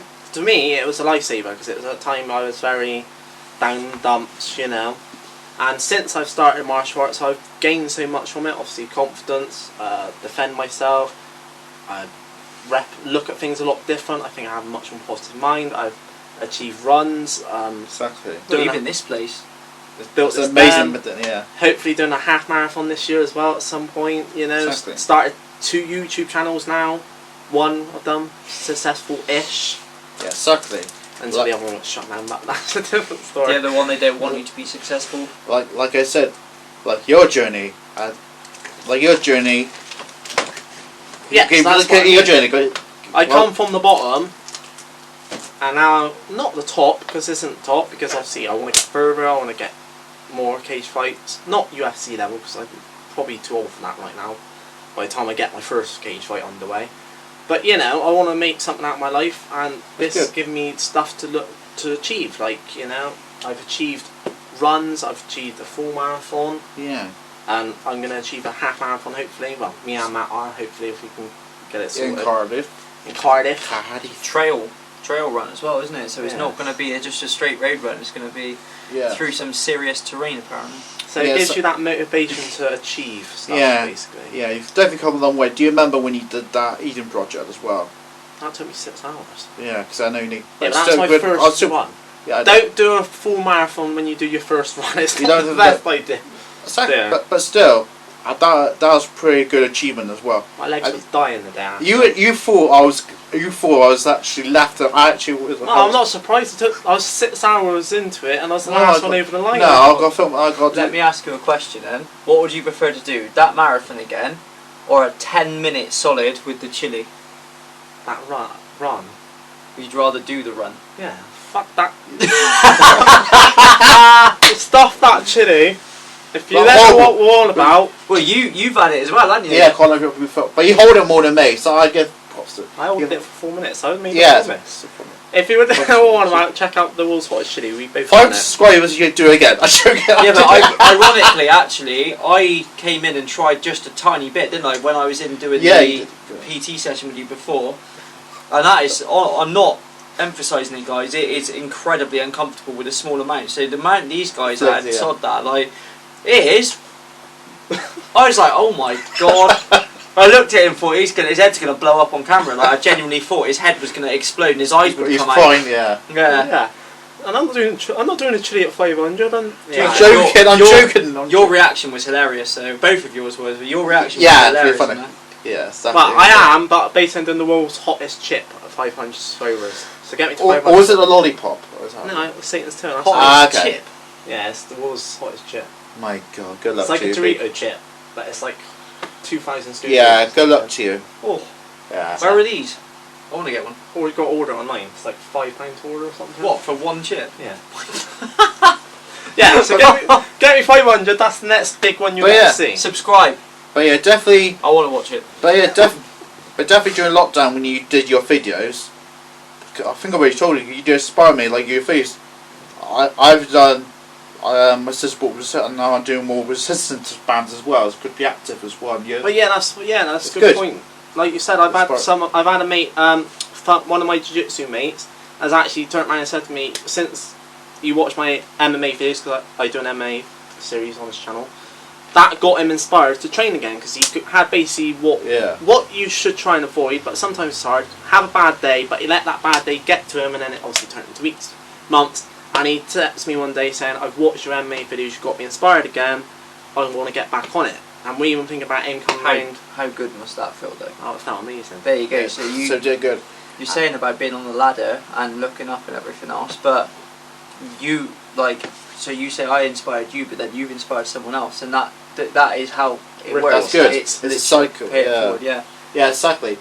And lockdown has definitely got me so I should be more active as well. I've done gym, but definitely that's what inspired me to yoga. So yeah. Are you still doing the yoga? Or are you going to go back to yoga? I've done yoga, but not as much.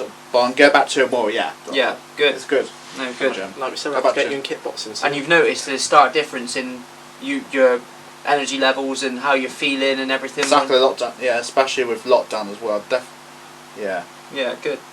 Alright, so last question.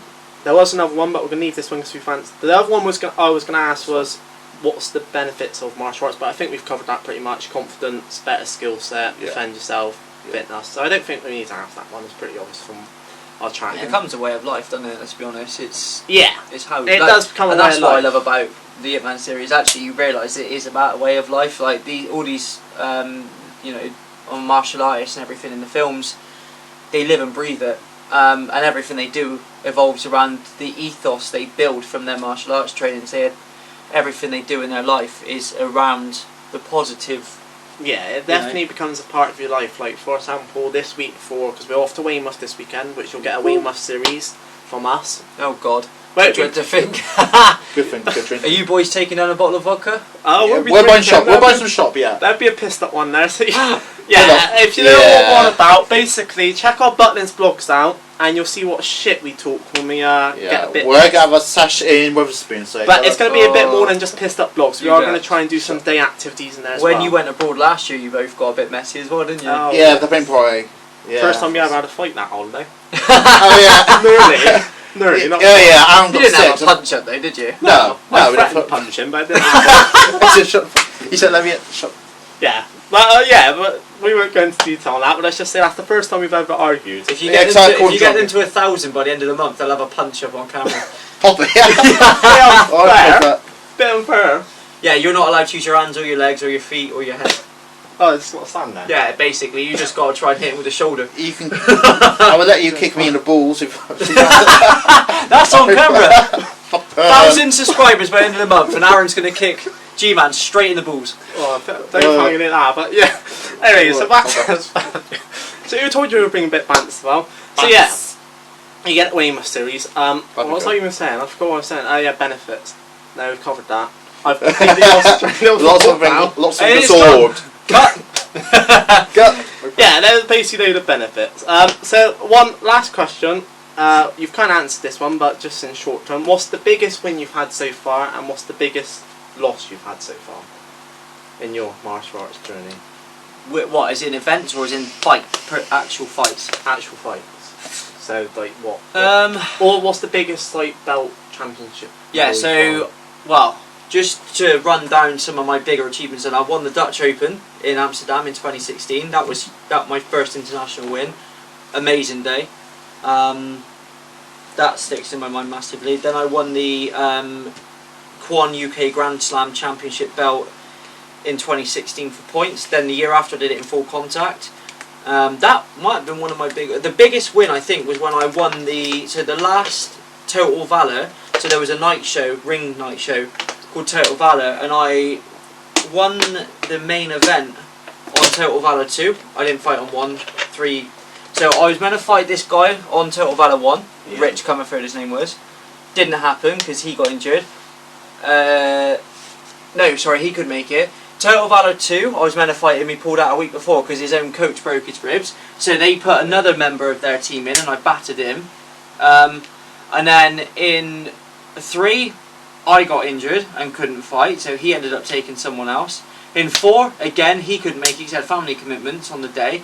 So then we were set to fight at Total Valor 5, and it was the last ever Total Valor.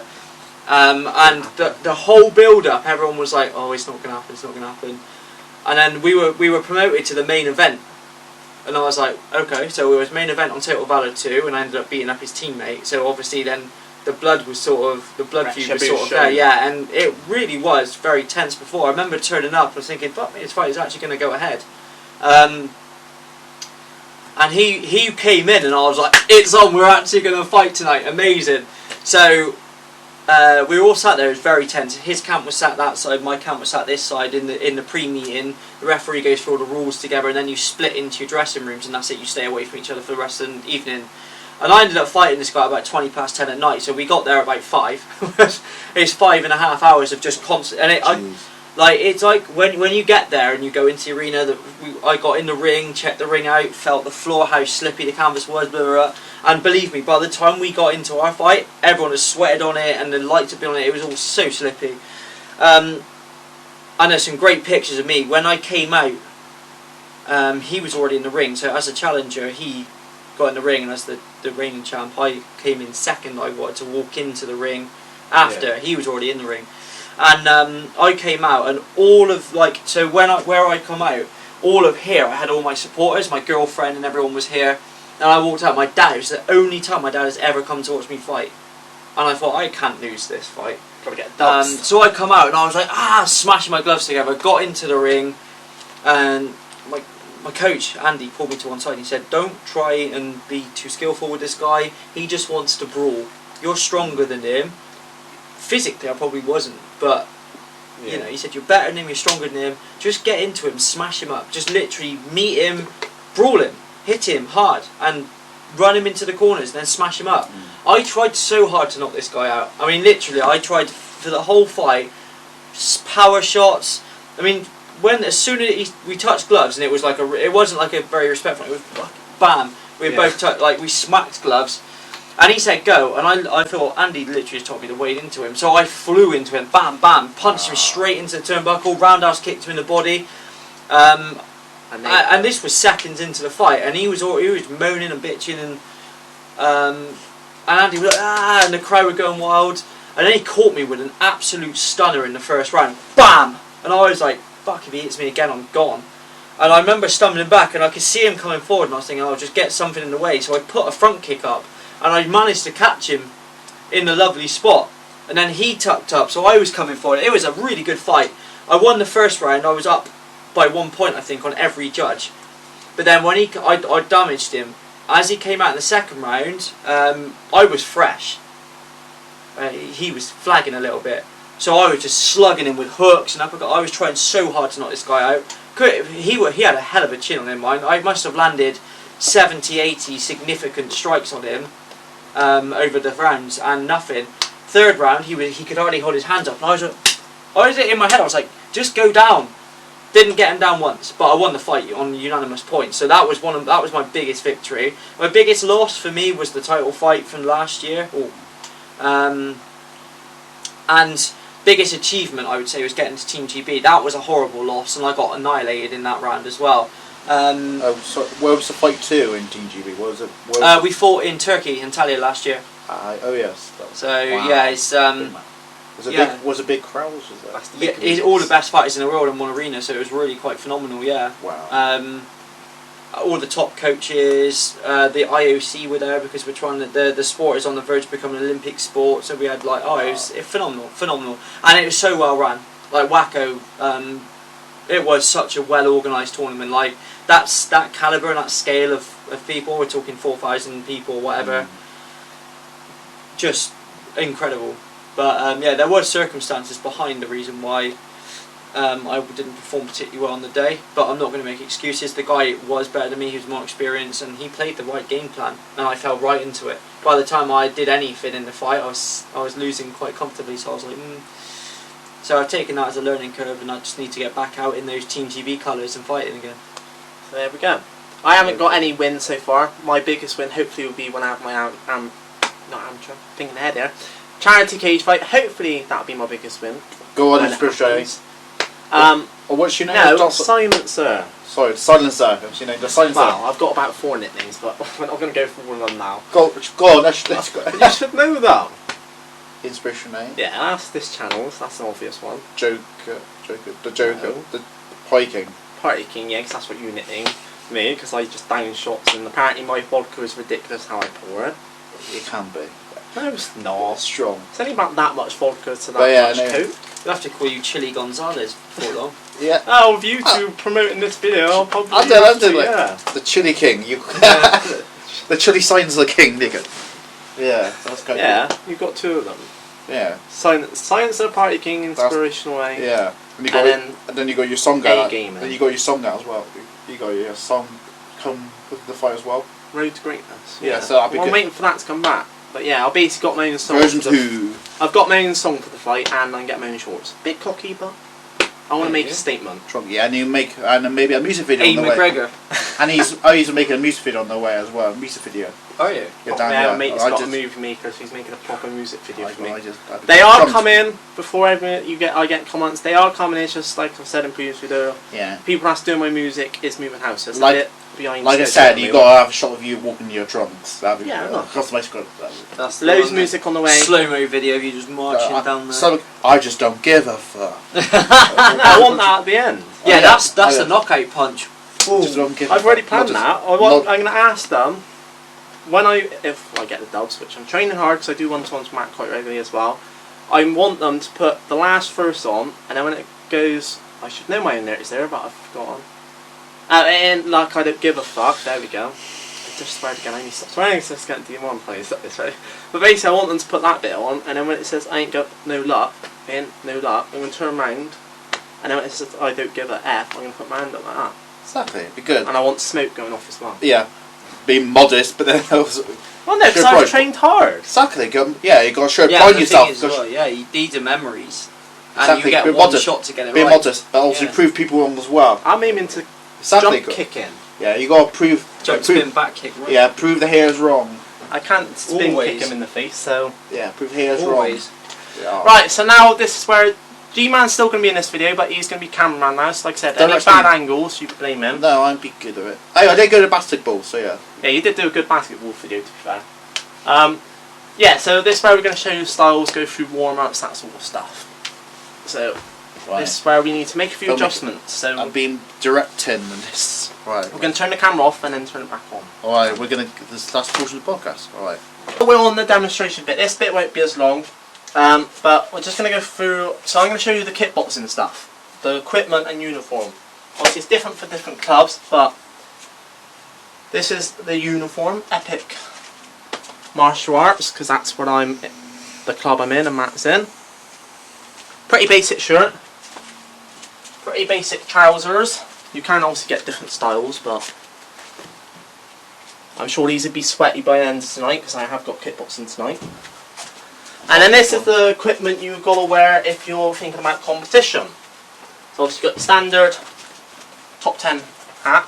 I'm not going to put it on because I've got to get through the jiu-jitsu part of this as well. But you can wear that on your head, obviously.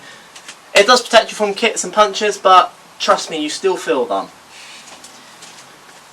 Like I said, my first competition was second competition was getting kicked and punched like there's no tomorrow, so I still felt it. Basic shoes you wear to protect your feet, because if you catch someone at a wrong angle with a roundhouse kick and you hit your toes, it hurts. A lot. 2 different pairs of gloves, because these are for points fighting, which I'll explain in a minute, and this one's for straight. Continuous. Obviously I've got MMA ones as well because I train in MMA, so that's mainly what I use. But I've got to have those because obviously I can't exactly turn up to class and I'm going to spar people with MMA gloves. Not really fair. I'm sure Matt would get a few complaints if I did that. And your elbow pads and your shin pads, because again, if you catch someone with a knee or elbow, not like you meant to do those in kickboxing, it's going to be bad result. Obviously for the males, a nice sweaty groin guard because you don't want to get hit in that area. That's not a nice area to get hit in. And then a very disgusting looking used mouth guard because again, it's to protect your mouth. Because if you take a straight kick to the teeth without the guard, you're probably going to break them. Yeah, you're probably going to the dentist, aren't you? And I only got half my teeth missing, so I don't want to break. So that's the uniform protective equipment. So there's mainly 4 different styles. I'll let Matt quickly run through them. So for our style of kickboxing, you've got your points fighting, which Aaron just showed you the glove. It's first point scores on a technical area, and the referee will call a hold to the fight, award the points as necessary, reset, and you fight again. Very stop-start, and it's very high-paced. Kind of looks like you're dancing because you're like that a lot. Yeah, it's a very strange style, but it's very clever. It's a bit like a game of chess. Then you've got your continuous, which is basically boxing with kicks, not in a straight sense, but effectively if you imagine someone boxing and adding kicks in, that's our continuous style, above the waist only. Then you've got kick light, which incorporates some upper leg kicks, and then you've got full contact, which is everything light contact based, but with knees. Yeah, well, it hasn't actually got knees in, so that is just trying to knock someone out. Then you've got your K1, which has got the knees in it, so you're allowed to one knee strike in the clinch and out. You're allowed to clinch, obviously, from there. There are lots of other styles as well, but those are the main ones. Alright. Right, so now Matt's going to just give me to demonstrate, so this is where I got the professional now. Move out the way. Just give me 4, because of time-wise. This is 4 warm-ups that we would warm-ups, exercise we would do at the beginning of the class. Okay, so the first one is going to be mainly to get your heart rate up. Okay, and the easiest way to do that really to start is with star jumps. It's a very safe, or jump jacks if you prefer. Very safe exercise to do. So Aaron's going to have his hands coming up above his head, and his feet are going left to right, open, close, open, close, open, close. Okay. So as you can see from here, can't really see my feet, but feet. There we go. That's right. There you go. So open and close, and his hands are working in sync.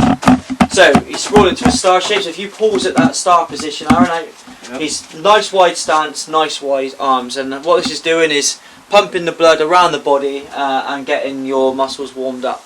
Right, from there, traditionally we'll probably go into a upper body, core and lower body style. So the upper body, which we'll start with, so you want to pan down towards the floor. Aaron's going to take a press up position, and again, there are hundreds of variations of press ups. We're just going to work through the standard version today. He's going to keep his hands underneath his shoulders and not above them. Okay, and he's going to have a nice straight line through his back, so a nice neutral spine. From there, he's going to bend at the elbows, pressing his chest towards the floor but not touching. He's going to bring himself back up. Okay, this is to warm your upper body up, and we wouldn't necessarily go straight into just doing press ups. There's ways of working it with other movements, but really this is your upper body strength. Okay, because working your triceps is working the chest muscles and also engaging some of your upper back as we go through.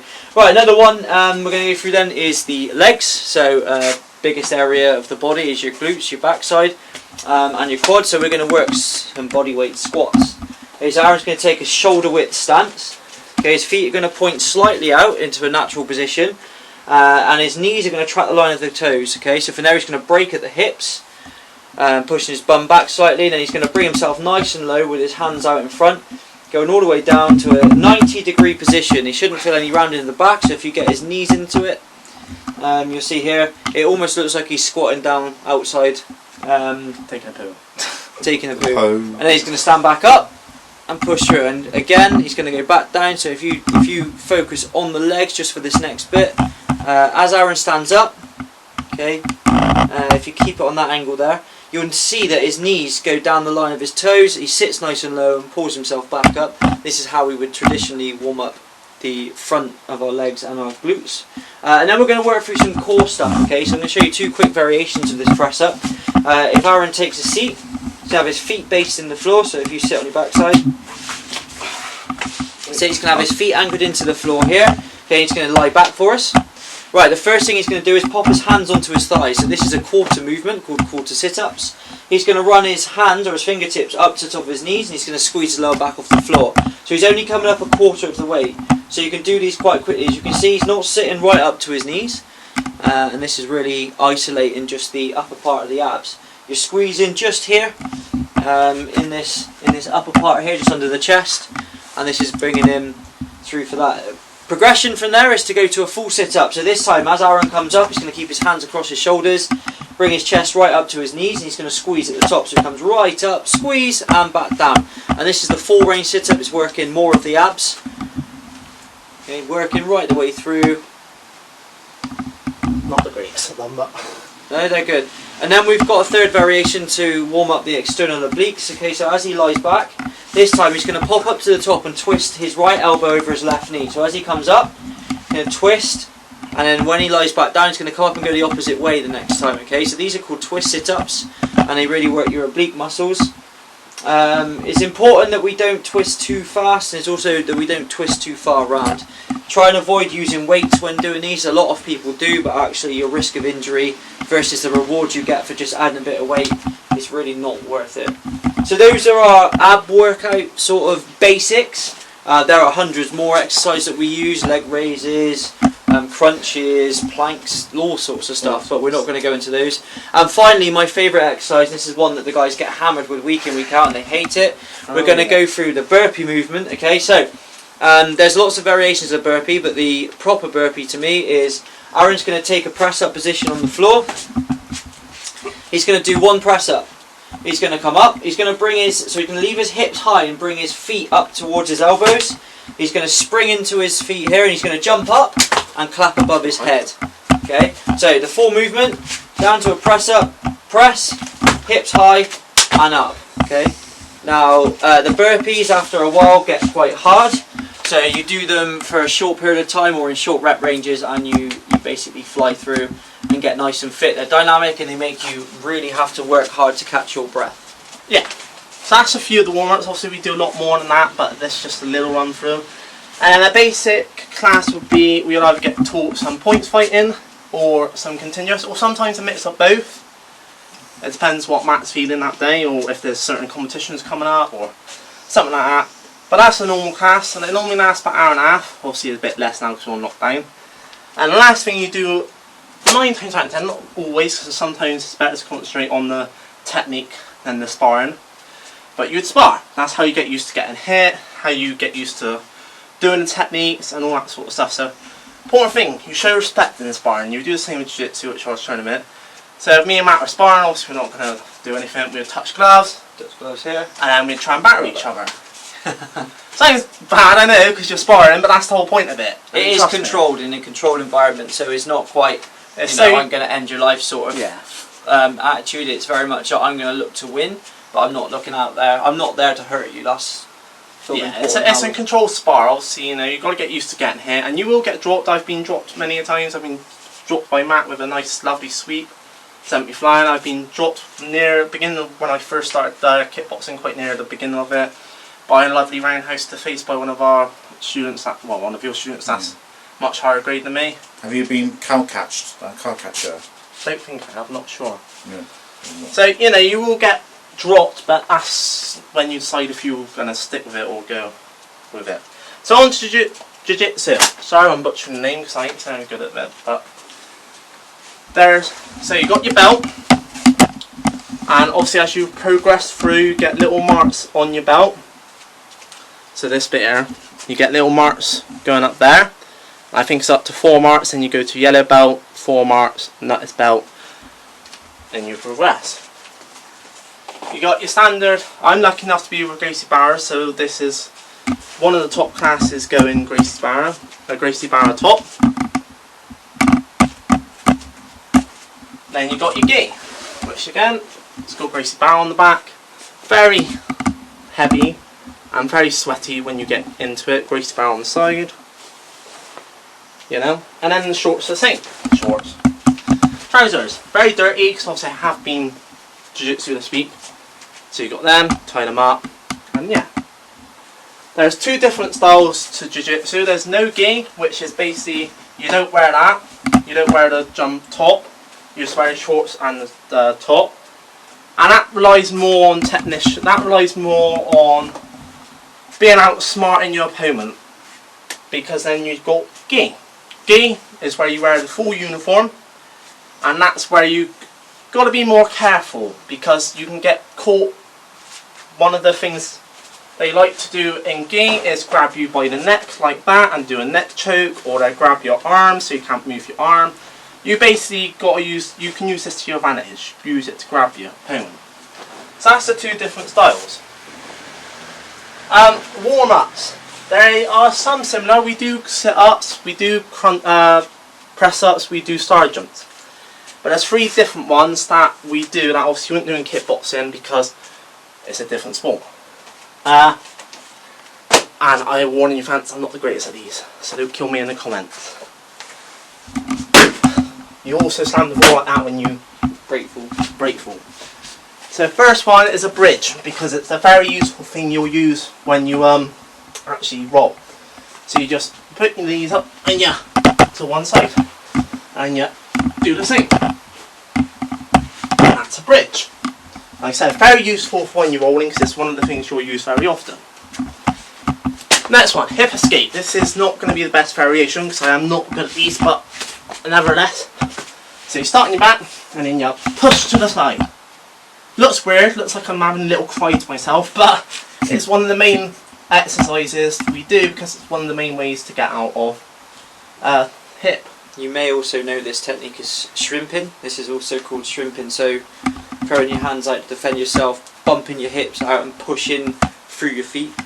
And then you do the same, so you use this leg to push yourself to the other side. And you do a couple of those. Hip escape. And last but not least, because again, like I said, we use this technique in class, so it's very useful. You do a triangle choke. You do about 10 to 20 of these, and you basically raise up and do like triangle choke, like you're going to put someone in a triangle choke. And then you raise up again, do the other leg, and you just do a few of those in quick succession. Make sure you grab your leg when you do it, because that's how you lock it in. And yeah.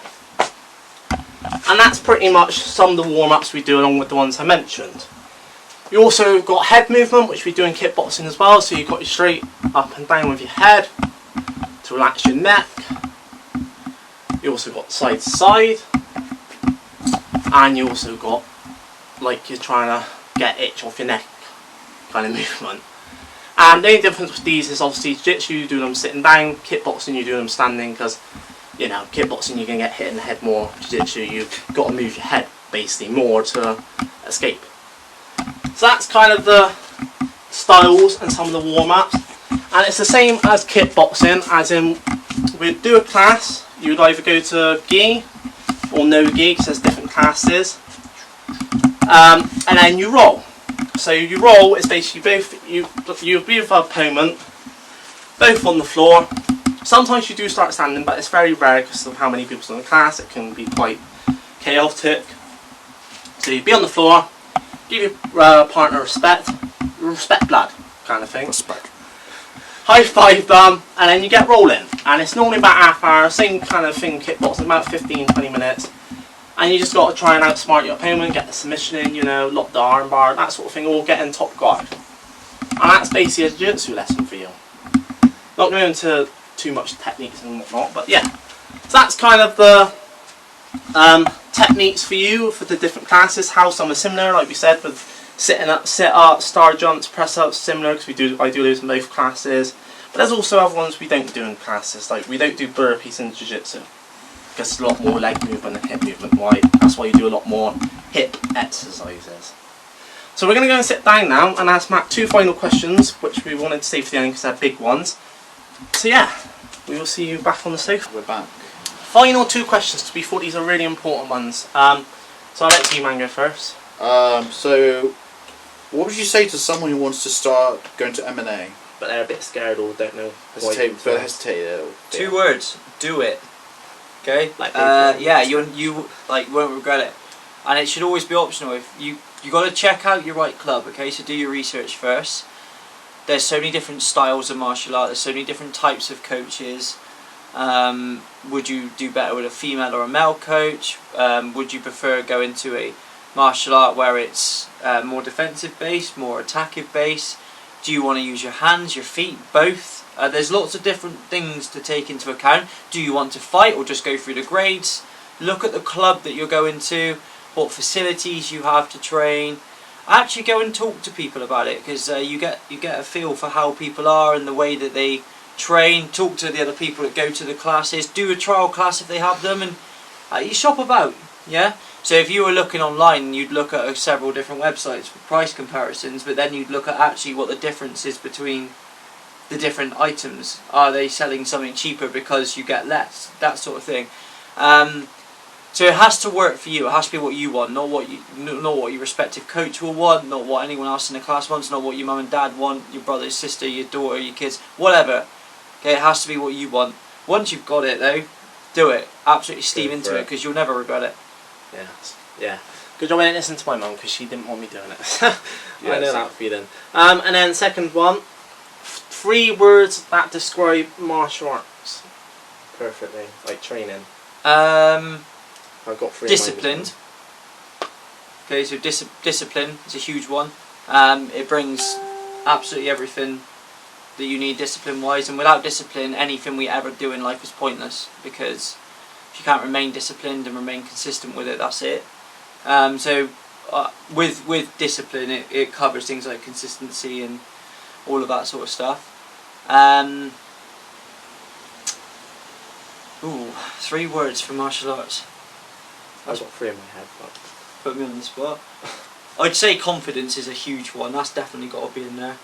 So discipline, confidence, and I would go as far to say it's positive. So having that positive outlook, and actually Epic, the P, because Epic is an acronym, and the P in Epic stands for positivity. And I actually think that's a really good way of looking at it. If you think, so a lot of people carry such negative energy in their day-to-day life, and it might have been that they've been a victim of bullying, as we mentioned earlier. It might be that they just have a stressful job. It might be that kids are playing up at home. It might be that your other half is being an idiot and you've had an argument. But where do you go with that? You don't go to the pub, get drunk, because what happens when you get drunk and you're angry? If you don't handle your alcohol well, then, you know, so actually having that outlay of being able to apply that aggression in a positive fashion is massive. So positivity for me, and that covers every element of positivity. I mean, we can go into little sub-channels and go on all day about the pros and everything that it gives you, but that for me, positivity, doesn't matter what spin you put positivity on it, it's a good outcome. Exactly. Like Tyson Fury openly admitted that, even on the Joe Rogan podcast, he suffered from depression as well, and he used to drink a lot as well to escape the feeling. but I think his kickboxers helped him overcome it as well. Not Of course, depressed. massive. He's brilliant. His boxing. Yeah, he's one. He's such a skilled boxer as well. Yeah. And his life story is quite sad. He's Yeah. he's. But what a guy! What a guy. You know what is he's done wonderful things with prize money and all sorts. He's donated it to charitable causes. He's phenomenal. He's inspiring. Yeah, a really good guy. Yeah. I've got so much respect for Tyson Fury. What a guy. Right, so the 3 words I'm going to say are different but kind of similar. So hunger, you got to stay hungry. That means in getting better at what you're doing, learning new techniques, competition. Like I mentioned earlier, I want to by the end of this year hopefully try and start learning how to do a tornado kick. That's very ambitious because it is a very hard kick. But the reason I want to is because I've got myself to a point where I'm confident with my spinning back kick, confident with my spinning kick to the face. That I reckon with training and obviously Matt showing me the way, I'll be able to pull it off eventually. Maybe not this year, but maybe if I start practicing this year, it might start coming along a little bit.